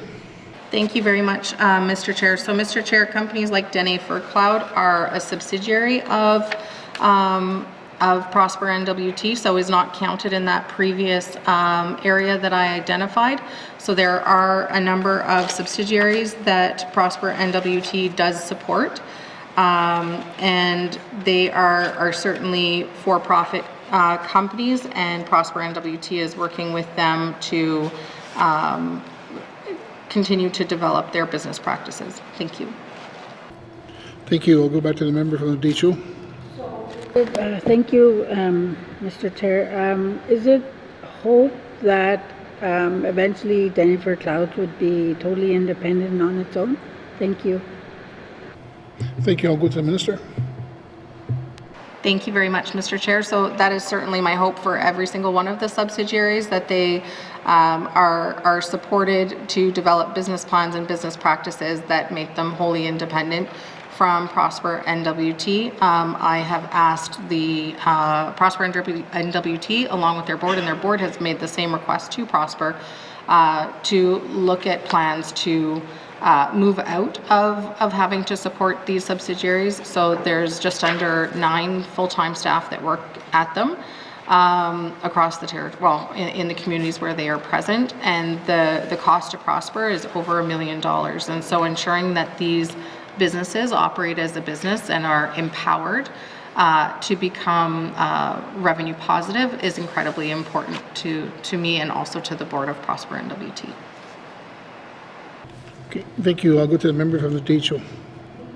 That's basically it for me. Thank you. Thank you. I'm going to go to the member from the Sawtoo. Thank you, Mr. Chair. My question is on the expenditure side on 238. It seems that the compensation and benefits went up, and grants, contribution, and transfers went down.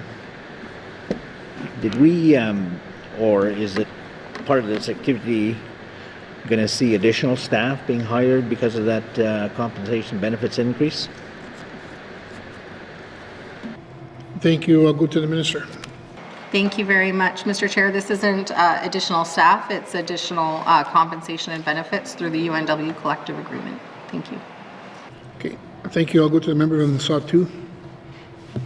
Thank you, Mr. Chair. Thanks to the minister for that clarification. I'm just wondering if there's any willingness, I would say, into this barging season, and I must compliment or acknowledge the support from the minister for last year's no barging activities to the Sawtoo. Now this year I see a blank in that category on page 239. Is the minister open to reviewing this with the possibility that we may not have a barge again this year for entertaining relief? Thank you, Mr. Chair. Thank you. I'm going to go to the minister. Thank you very much, Mr. Chair, and thank you to the member for the question. I'd like to start off by acknowledging that it has certainly been a very difficult time for the Sawtoo with the cancellation of the barge season and the impacts of climate change on Sawtoo communities. The barge cancellation program was a one-time program that we launched in recognition of the very difficult season that the Sawtoo endured.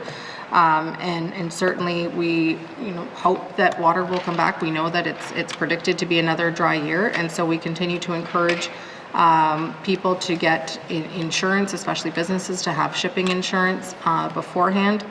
and be prepared for low barging. We've encouraged people to try and bring as much stuff up on the winter road as absolutely possible now that we are in the leeway of that, to really work as hard as they can and as much as possible to prepare in advance. And I know that my colleague over at the Department of Infrastructure has equally worked very hard to make sure that fuel, both on the part of the GNWT, and has encouraged Imperial also to make sure that their fuel supplies and fuel sources are up on the winter road as well. Thank you. Thank you. I'll go to the member from the Sawtooth.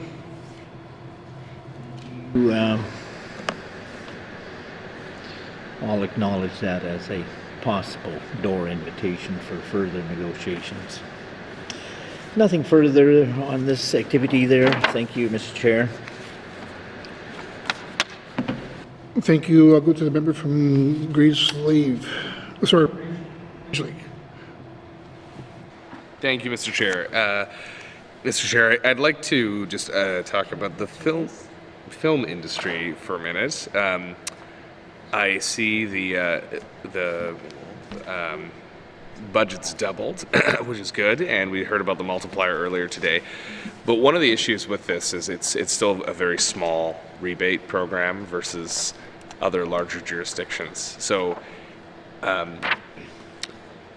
is the intention to this more on the art side to support northern filmmakers, or is it more on the economy side to grow a film sector? And well, let's just start there. Thank you. Okay, thank you. I'll go to the minister.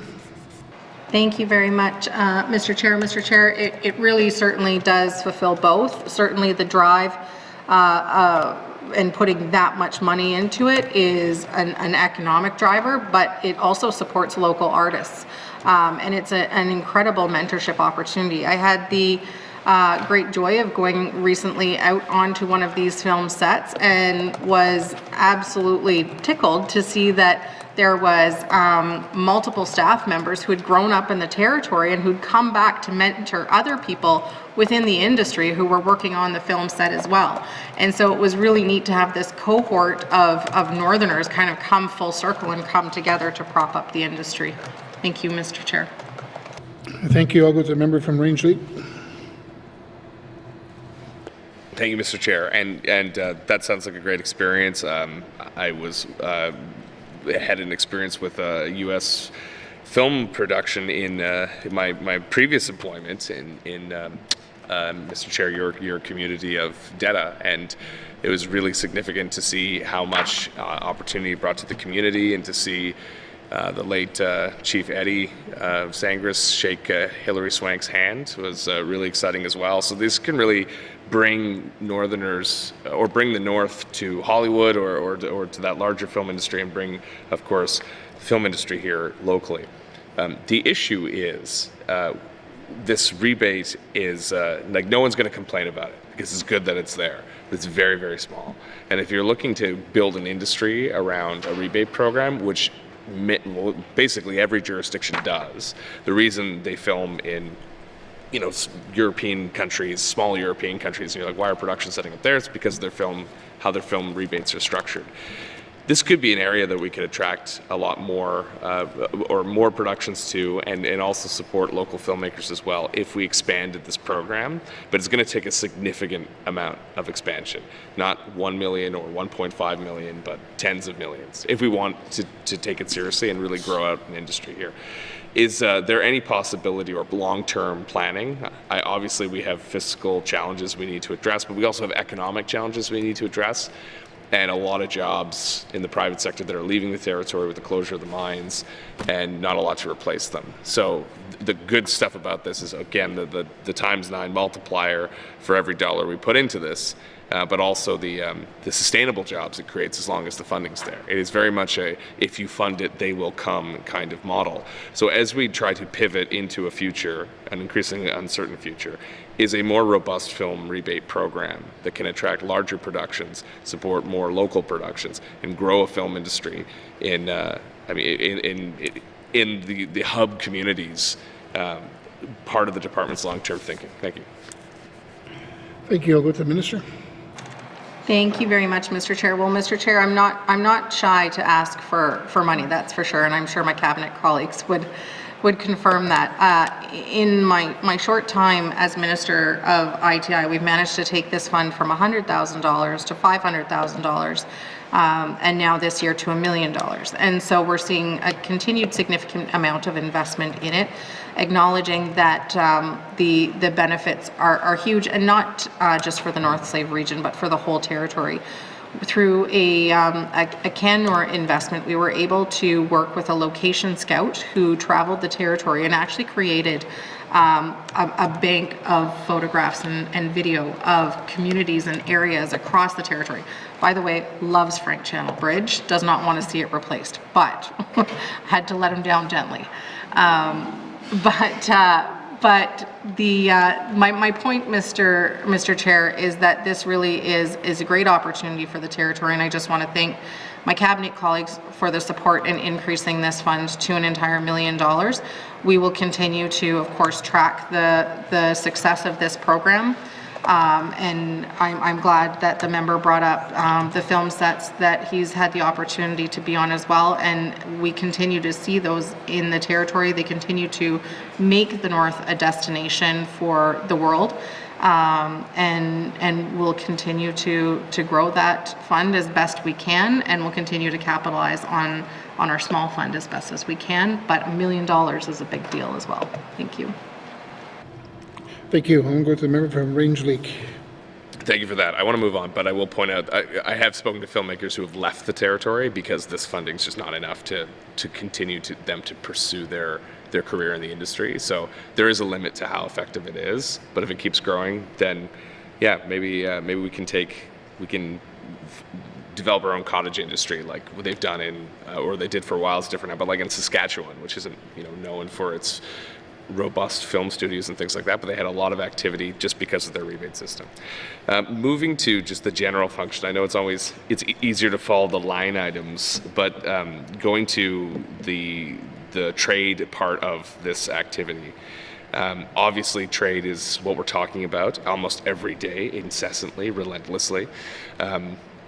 Do we have sufficient resources in the trade function of this department to manage the increasingly complicated trade files that are coming forward, whether it's interprovincial trade or the tariff threat? My concern is if we're not sufficiently resourced, it might take a while to catch up with the changes that are happening rapidly across Canada and in the world. Thank you. Okay. Thank you. I'll go to the minister. Thank you very much, Mr. Chair. Well, Mr. Chair, I can definitely say that the staff that work on trade within ITI have had an incredibly busy year. We currently sit, the Northwest Territories is currently the chair on the Committee of Internal Trade, and we've already had 3 meetings this year at a federal, territorial, provincial level, which I know is a lot of time for staff, but I will say huge props to those staff. They're absolute rock stars. They have supported me every step of the way. They have done incredible work, not only on behalf of the Northwest Territories, but on behalf of Canadians. We do have experience and expertise within that field. One of the staff that I have had the opportunity to work very closely on that has worked within the file for a decade, and she's incredible. She's incredibly good at her job. We also work quite closely with Department of Justice and have the honor and privilege of having one of the lawyers who actually negotiated the Canadian Free Trade Agreement on behalf of the Northwest Territories, who supports our team. And I do feel that team is, although very busy, very well supported, and they, I'm sure, will continue to be rock stars in support of the people of the territory for this very difficult time for Canadians. But also they are rising to the challenge. Thank you, Mr. Chair. Thank you. I'll go to the member from Range Lake. Thank you, and it's always nice to recognize the good work of staff. So I appreciate the minister's very kind words for public servants. That being said, are these well, not that being said, there's no but here. They're great. Thank you. Period. It would be a shame if this was, because I know in the past trade has been less significant, and it's been off the corner of someone else's desk. So is this a dedicated kind of trade unit that's doing this work, or is this something that they have to manage on top of other competing priorities? Thank you. Thank you. I'll go to the Minister. Short answer, yes. This is something that is on top of their other duties for sure. But the other side of this is because we are currently the national chair for Committee on Internal Trade, we are also able to pull on the CIT budget in order to, we're not expected to fund these additional meetings, which I think is a positive for the territory. The other piece of this was also the area where immigration used to sit within the Department of Industry, Tourism and Investment, and that portion has now been pulled over to ECE. So it does narrow their focus somewhat. And I can say they certainly are very focused right now on trade and investment. Thank you. Okay, thank you. I'll go to the member from Range Lake. Thank you, and that's comforting to know, and I wish them well as they continue to navigate the daily grenades that get chucked into the trade landscape. Seemingly, it's not easy to keep up for anyone, and I can't imagine it's an easy job for them. So thank you for their service, Mr. Chair. Turning to fisheries in the time I have left, there's been a lot of effort, I know, from the department to grow a North Slave, or the North Slave side of the fishery business. Hay River is, a long tradition of commercial fishery and successful fishers over time. I've had the privilege to speak to many of them, and I don't want to get into their disagreements with the department on this one. Rather, I'd like to know what the plan is to expand the North Slave fishery. Thank you. Thank you. I'll go to the Minister. Thank you very much, Mr. Chair. So, Mr. Chair, Industry, Tourism, and Investment does have a robust program to support people who want to get into fishing in the Northwest Territories.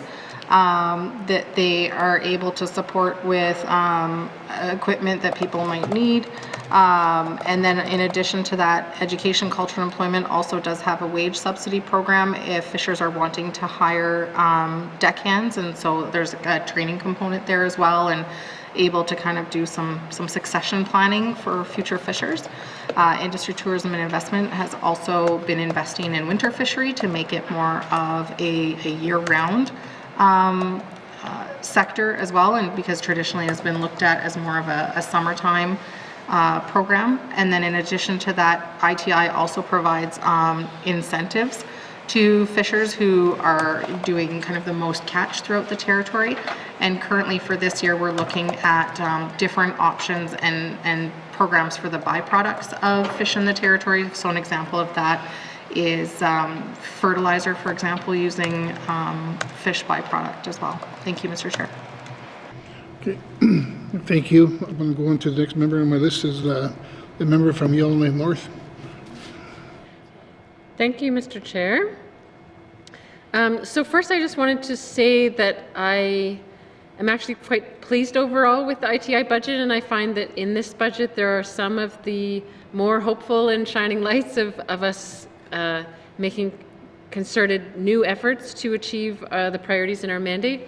You know, one example, of course, being the increases to the film industry rebate program. But so I just wanted to commend the minister and her staff for that. One question I wanted to ask first, and this is based on page 24 of the business plan. So one of the goals that the department has set for itself is to promote and support mentorship and capacity building programs in all non-extractive sectors. And there's notes there around that there's been 49 participants so far, but I wondered if the minister could explain what kinds of programs or sectors these participants have been receiving mentorship and capacity building in, so we have a better picture. Thank you, Mr. Chair. Thank you. I'll go to the Minister. Thank you, Mr. Chair. I would love to pass to Assistant Deputy Minister Cyr. Thank you. I'll go to the ADM. Thank you, Mr. Chair. So with regards to the mentorships, we work very close in partnership with for example, the NWT Tourism. We have northernmost host mentorship programs that are hosted in all our various communities and regions. There's also Hide and Fur through our Hide and Fur program for trappers in collaboration with ECC, as well as a number of other ones with in the arts, having workshops with artists, whether it's with seal or other products. So that would encompass the 49 that we do have hosted in the last year throughout the 5 regions. Okay, thank you. I'll go to the member from Yellowknife North. Thank you for that. I think it's good to get the word out about these opportunities. I have a question on commercial fisheries, and this relates to the revenue summary also back on page 230. But, you know, we're continuing to support our commercial fisheries, and we had predicted in 24-25 that revenues from fish sales were going to increase from 1.2 million to 1.6 million, but last year the actual sort of revenues ended up being more like 1.2 million, and now we're predicting again for this coming year still at 1.2 million. Can the minister explain what was the hope in terms of expected revenues last year to 1.6 million, and have we given up on whatever that hope is, given that we're back to the same expectation for this year, or what's the plan going forward to try to increase revenues on fish sales? Thank you, Mr. Chair. Thank you. I'll go to the minister. Thank you so much, Mr. Chair. So, Mr. Chair, certainly last year we had some unexpected things happen. First of all, we had an evacuation at the end of the summer where 70% of the territory was evacuated, and right around Great Slave Lake. The other part of that is we had significantly low water, and so the fishers had a really hard time getting their boats into the water and waited them out for a bit, and then ended up actually bringing their boats, some of them over to Yellowknife to get them into the water, or to other launch points, because Hay River was just too low for them to get them into the water on that side. Thank you, Mr. Chair. Thank you. I'll go to the member from Yellowknife North. Thank you, Mr. Chair. So I guess the question is, but for this coming year, we're still predicting 1.2 million in revenues, which was sort of what it was before. I understand there was many disruptions last year and the year before. Are we predicting, though, that revenues will increase, or are we actively taking steps to try to make it increase, you know, barring further disasters and evacuations and plagues and all the rest? Thank you, Mr. Chair. Thank you. I'll go to the minister. Thank you very much, Mr. Chair. Absolutely, the goal is to see the fish plant generate more and more revenue every year, like a business. It is not the GNWT's intention to forever operate and own a fish plant. So what we really want to do is to be able to show that it's profitable and show what it can do. Currently, it is being operated by FFMC, and so we work with them in order to understand what the forecast will be. But our goal is to look at some of those byproduct offshoots, make sure that we're encouraging and supporting fishers to get out on the lake, making sure that people are aware of these programs, and making sure that we're continuing to grow the sector and grow the industry. I think that especially with the conversations that are happening right now across the country about buying Canadian, there's definitely always new opportunities to do some more internal trade. And then also opportunities as well that lead us into other international markets too. Thank you. Thank you. I'll go to the member from Yellowknife North. Thank you, Mr. Chair. So it sounds like we are hopeful that we will exceed our revenue estimates or expectations for this year. I do hope to see that, and certainly open to future conversations if we're encountering continuing challenges and barriers on how we can keep improving our fishing sector, which is very important. I wanted to turn now to another one of ITI's goals into the business plan, is to ensure that there can be a transfer of skills from mine closure into new areas, and this is specifically listed under the housing priority. So I would interpret that to mean that the intention is to ensure that workers who might be transitioning away from a job with a mine that's closing could then work somehow in the housing sector. Can the minister explain what the department is doing to try to make that happen, or how she sees that pathway working for workers who might be losing their jobs at mines that are closing? Thank you, Mr. Chair. Thank you. I'll go to the minister. Thank you very much, Mr. Chair. So, Mr. Chair, we're working closely with DIVEC. DIVEC has their MyPath program where they identify who the worker is, what their skill set is, and what their intentions post-closure are. So some people intend to retire, some people intend to start their own business. I had the opportunity to sit with a member from the South Slave, with a resident from the South Slave who currently works at DIVEC and is in the process of putting their ducks in the row to get their own business started. And some of them intend to stay with Rio Tinto proper and look at new opportunities. But there are some people who are wanting to return to their home community and are not ready for retirement. And so the intent there is to ensure that we don't lose any skilled workers. And if somebody is returning to their home community and is per se an electrician or has gained experience as a heavy-duty mechanic or whatever their skill set may be, we certainly don't want to lose their skill set or lose them from their home community. And so certainly trying to ensure that we are aligned with DIVEC, that if there are people in that situation, that we can ensure that we're connecting them with other opportunities in their home community. I know that in conversation with Housing NWT that at times they are missing some of the tradespeople that they need in order to do maintenance of their units and their infrastructure. So ensuring that we're connecting with people, connecting people with opportunity is key. Thank you. Thank you. I'll go to the member from Yellowknife North. Thank you, Mr. Chair. So my final question, for Prosper NWT, I understand that we are transferring 1.5 million or roundabouts to them, but I also see that in their, statement, as an information item, they're carrying an accumulated surplus each year of over $35 million. And so I wonder if the minister can explain why why they need to maintain a surplus of $35 million and why they can't use some of the surplus to fund, what the GNWT is currently funding, each year to the tune of 1.5 million.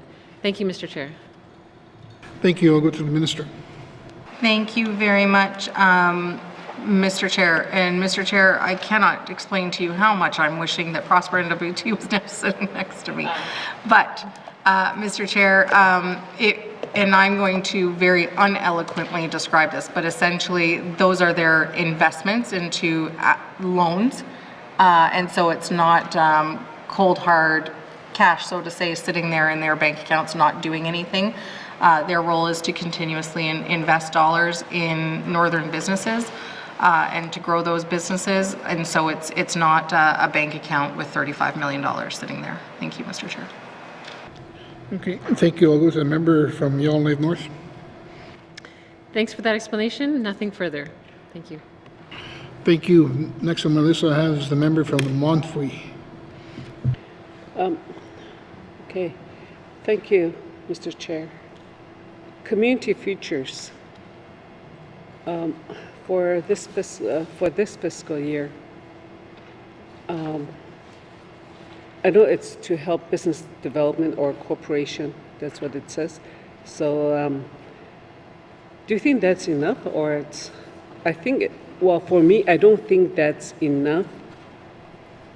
So I just wanted to ask the minister if there's going to be, with everything that's happening in the Northwest Territories with the mine, with the diamond mines winding down, and now we're going over to the giant mine remediations.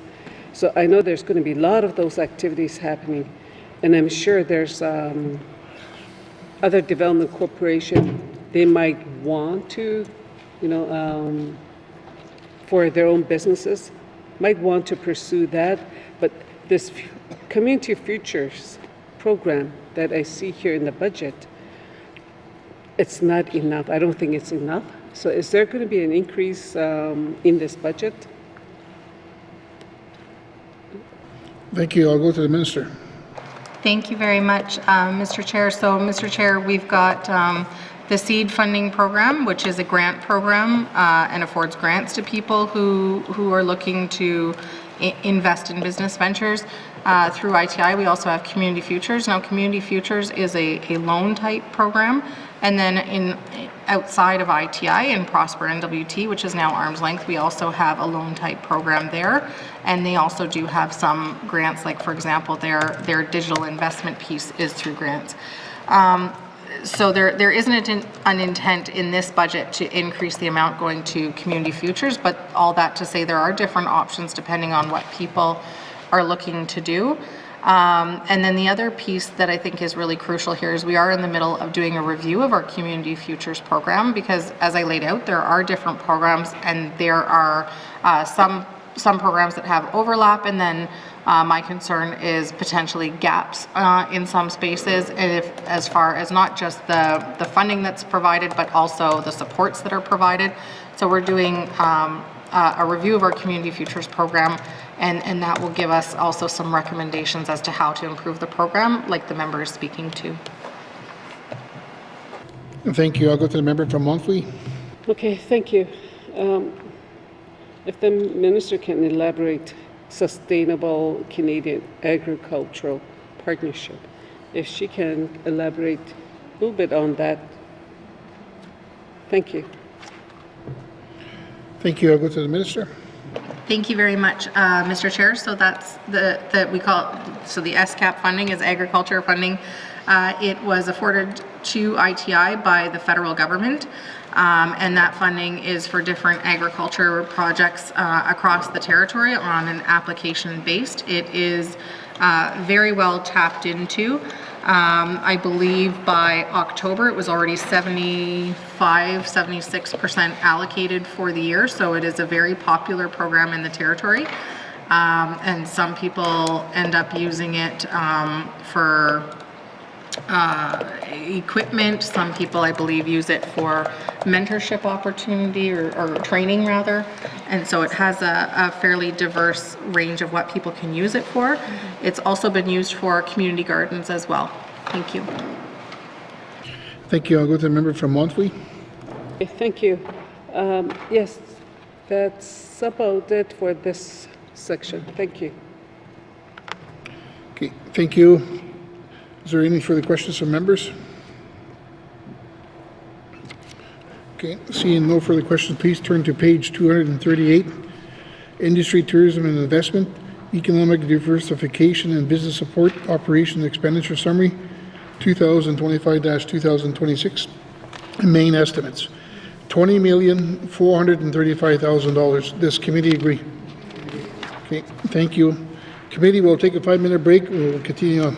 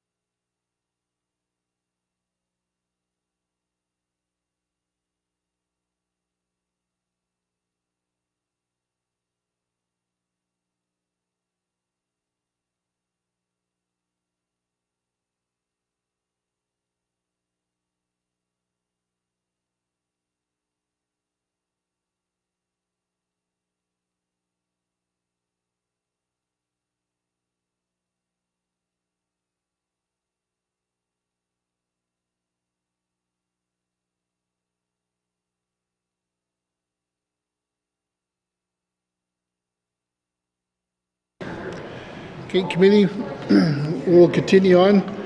Please grab your seats.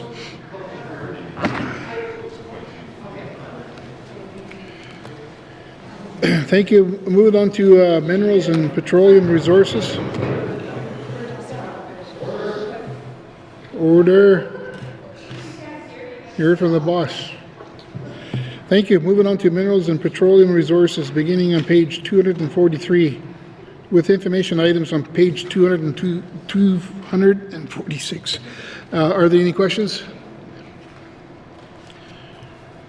No further questions. Please turn to page 244.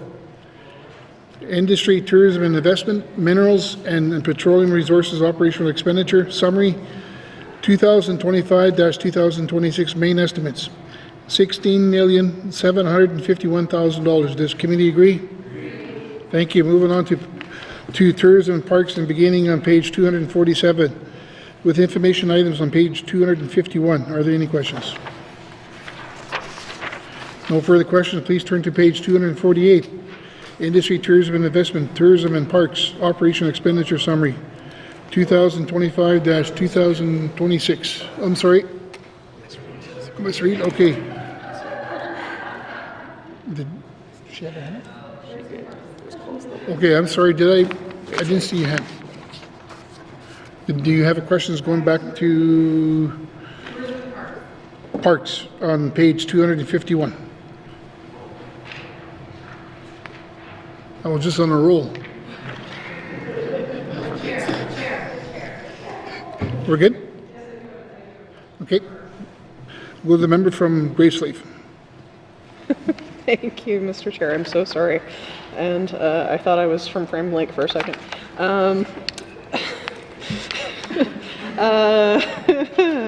Anyway,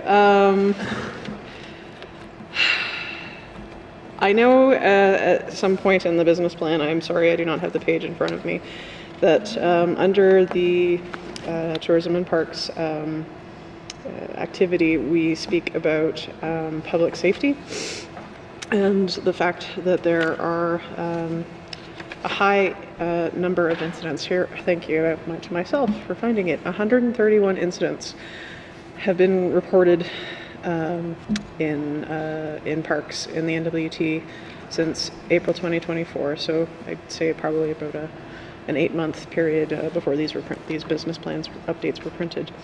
That is an increase of 76 incidents from 2023. Can the minister speak a little bit to the root causes of why we're having so many issues with public safety in parks? Thank you, Mr. Chair. Thank you. I'll go to the minister. Thank you very much, Mr. Chair. So, Mr. Chair, we had a number of communities evacuated, and our parks ended up being used as evacuation spots, and ended up seeing a significant increase in incidents in our parks in the territory. Thank you.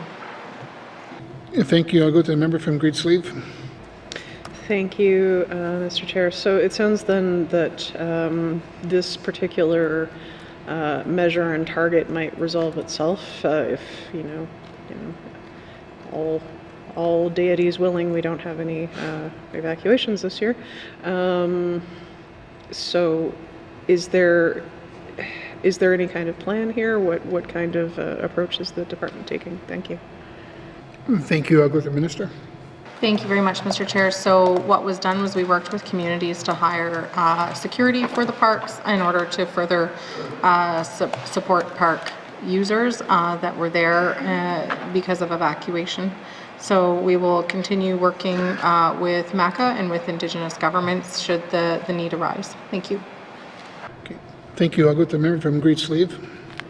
Thank you, Mr. Chair. And just generally speaking, in the Yellowknife area, there are lots of folks throughout all of the Yellowknife ridings who use Fred Henne, use parks along the Ingram Trail. Is there a notable increase of incidents outside of evacuation? Thank you, Mr. Chair.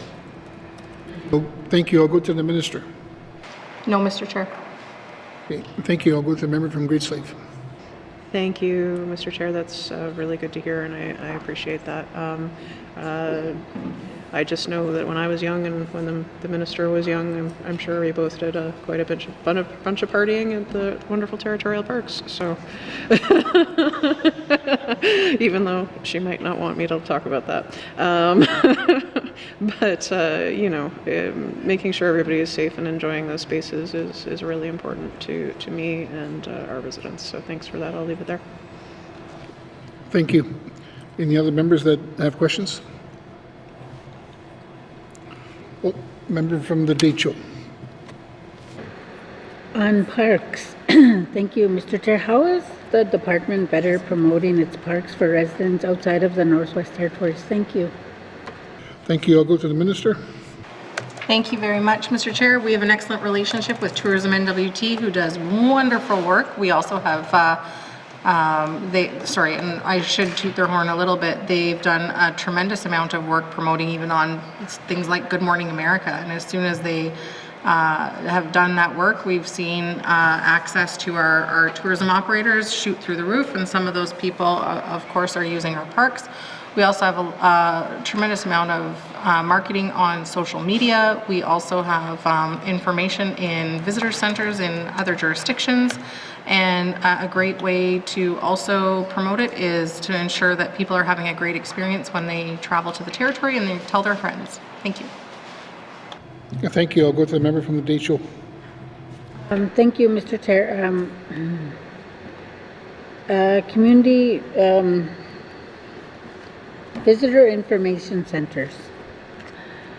Are communities encouraged to open those up, or do they just make the request themselves to ITI to get a visitor information center in their communities? Thank you. Thank you. I'll go to the minister. Thank you very much, Mr. Chair. Mr. Chair, it's certainly up to the community, and we're always happy to lend some suggestions and some expertise from our staff, and we can certainly support through a contribution agreement, but ultimately it is up to the community. Thank you. Thank you. I'll go to the member from the Decho. So it's up to the community. Is that through the Hamlet office or the IG, or who makes the request from the at the community level? Thank you. Thank you, Minister. Thank you so much, Mr. Chair. Mr. Chair, I would say that it could be different from different communities, but certainly you would want to ensure that the community is aligned in that request and ultimately working together, because then you have certainly a better product at the end of the day if you have community support for it. Thank you. Thank you. I'll go to the member from the Decho. If one were to open in, let's say, the Decho, going between Enterprise and Port Providence, somewhere in between there, what support is provided to open up a visitor information center? Thank you. Thank you. I'll go to the minister. Thank you so much, Mr. Chair. So, Mr. Chair, we can certainly help in the form of a business plan to ensure that all options are considered and that there's a robust plan that goes with it. I know that in the members area there is incredible areas to go and visit. There's incredible artists. I know when I am in the region and I get to see some earrings and stuff, I always wish I could buy them all, and so I think something like that would be incredibly successful. And so I would certainly say that having a conversation with the regional office, and there can be conversations about stacking funding, say with Canmore, and certainly the region has the traffic along the road, so I think there's some great opportunities for some business ventures over there. Thank you. Thank you. I'll go to the member from Decho.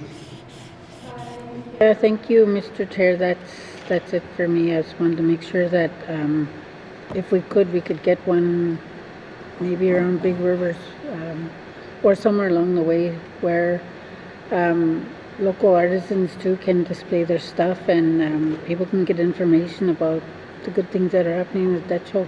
Thank you. Okay, thank you. Is there any further questions from members on this one? Seeing none, no further questions, please turn to page 248, Industry, Tourism and Investment, Tourism and Parks Operational Expenditure Summary, 2025-2026 main estimates, $18,575,000. Does the committee agree? Thank you. There are additional information items on page 252 to 256. Are there any questions? Seeing none, thank you, members. Please return to the department summary found on page 229 and revenue summary information items on page 230. Are there any questions? Yellowknife North, member. Thank you, Mr. Chair. You have to be really quick. Okay, so I see in the revenue summary under minerals, oil, and gas royalties, last year we ended up getting 1.6 million, and this coming year we're expecting 1.7 million. But then I look at how much we're spending under minerals and petroleum resources on diamonds, royalties, and financial analysis, and that's 4.3 million. I do understand from ITI's previous information that we have a diamond valuator contract to valuate the diamonds that has been increasing this year, and we're up to $2.7 million just for the valuator contract this year. Can the minister explain how it makes financial sense to spend $2.7 million to evaluate diamonds that we're only getting $1.7 million on royalties from? Thank you, Mr. Chair. Thank you. I'll go to the minister. Thank you very much, Mr. Chair. Well, first of all, I would have to say that I'm legislatively required to have diamonds valuated in the territory. And the perks of diamonds, or the revenue from diamonds, is certainly greater than what is seen here under the revenue summary. So for, example, we have hundreds, we've got thousands of Northerners working at our diamond mines, and Diavik alone, for example, is 1,200. And in addition to the people that are working at the mine and the benefits of that, or working for the mine, there's also all of the contract opportunities that exist as well. The way that our royalty system works in the territory is it is a revenue-based royalty system, which means that if mines are investing in the territory, that is deducted from their royalties, so that they're able to apply that to the royalties that they're paying to the Northwest Territories. Diamond markets right now are certainly not where we'd like to see them be. They continue to go down, they continue to struggle, and that is for geopolitical reasons around the world. We're not the only jurisdiction that is struggling as far as diamond mining, but ultimately I am legislated to ensure that our diamonds are evaluated, and that is something that is done consistently through all of our diamond mines. Okay, thank you. I'm with the member from Yellowknife North. Thank you, Mr. Chair.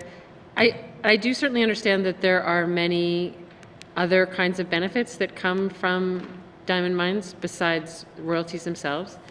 I wonder if, the contrast in the numbers is quite stark, though, in terms of the amount of money required apparently to, verify or evaluate something versus the royalties coming from that product.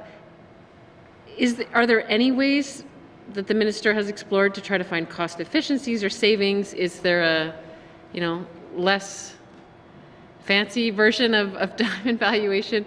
I'm not sure. I don't understand much about this area of work, but are there different, levels of service that are available that could help us sort of scale to, the level that we're dealing with here, given the amount of royalties we're getting? Thank you, Mr. Chair.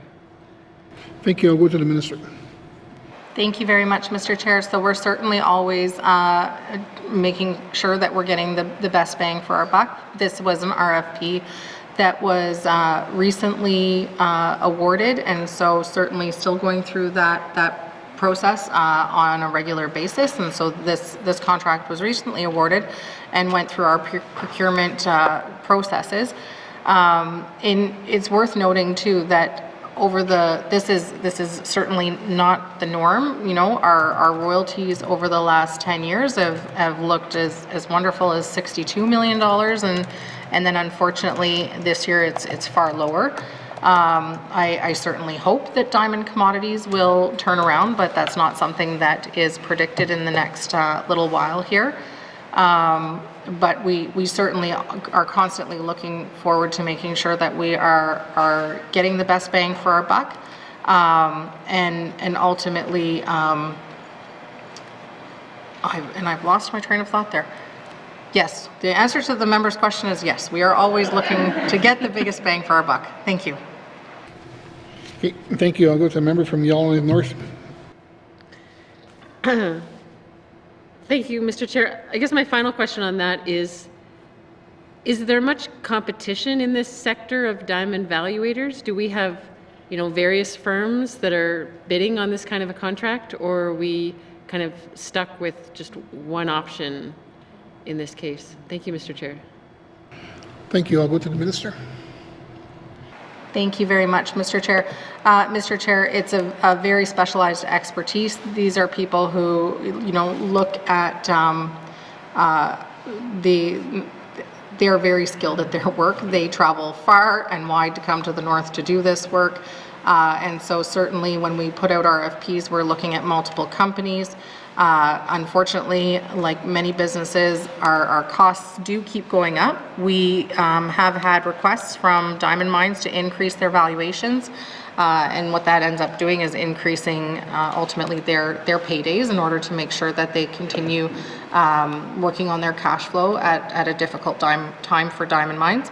And what we've said to them in this case is that we will certainly ensure that we are making the process available, but we as a government won't absorb the costs of that. And it's one where, even though this is difficult because this is the year that we're looking at, it's really important that we don't look at this cost in isolation, because it's largely the same cost with some forced growth year over year over year. The industry has kind of a set range of where they fall in this kind of cost market and what this role demands as far as like what funding it calls for.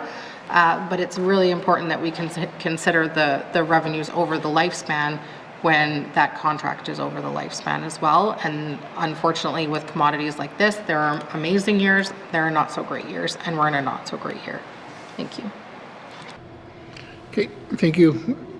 All right, I'm going to go to the next member. My list is the member from Grace Leaf. It's you.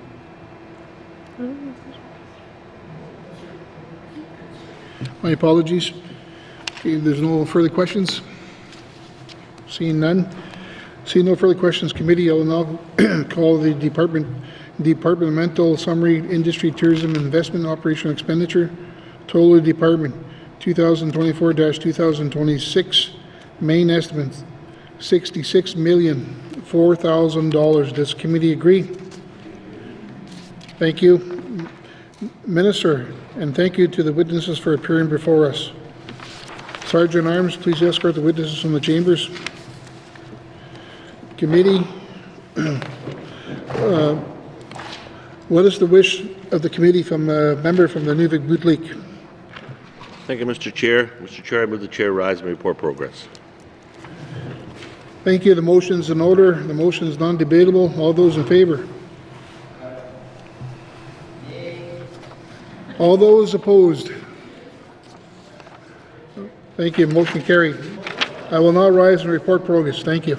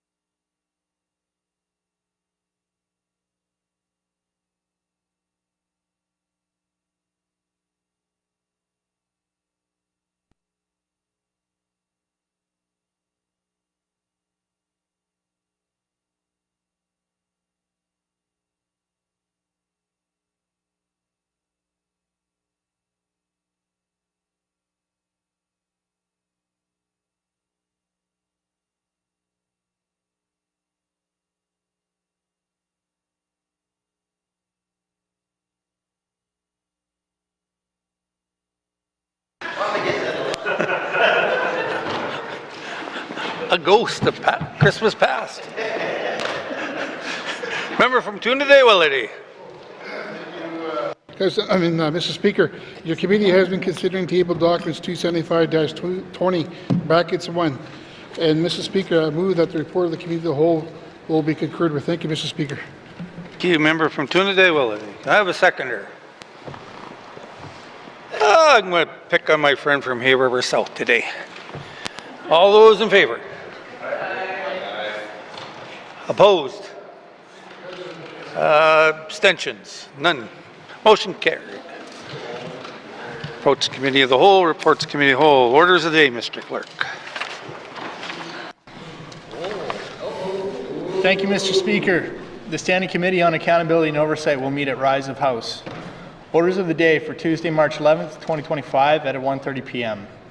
Prayer or reflection, minister statements, member statements, recognition of visitors in the gallery, reports of committee on the review of bills, reports of standing and special committees, returns to oral questions, oral question 530-20 bracket 1, oral question 607-20 bracket 1, acknowledgements, oral questions, written questions, return to written questions, written question 14-20 bracket 1, replies to commissioner's address, petitions, tabling of documents, notices of motion, motions, notices of motions for first reading of bills, first reading of bills, Bill 22, second reading of bills, consideration in committee of the whole of bills and other matters, table document 275-20 bracket 1, report of committee of the whole, third reading of bills, orders of the day. Thank you, Mr. Speaker.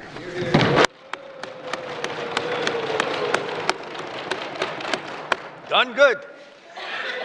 Colleagues, this House stands adjourned till Tuesday, March 11th, 2025 at 1:30 p.m.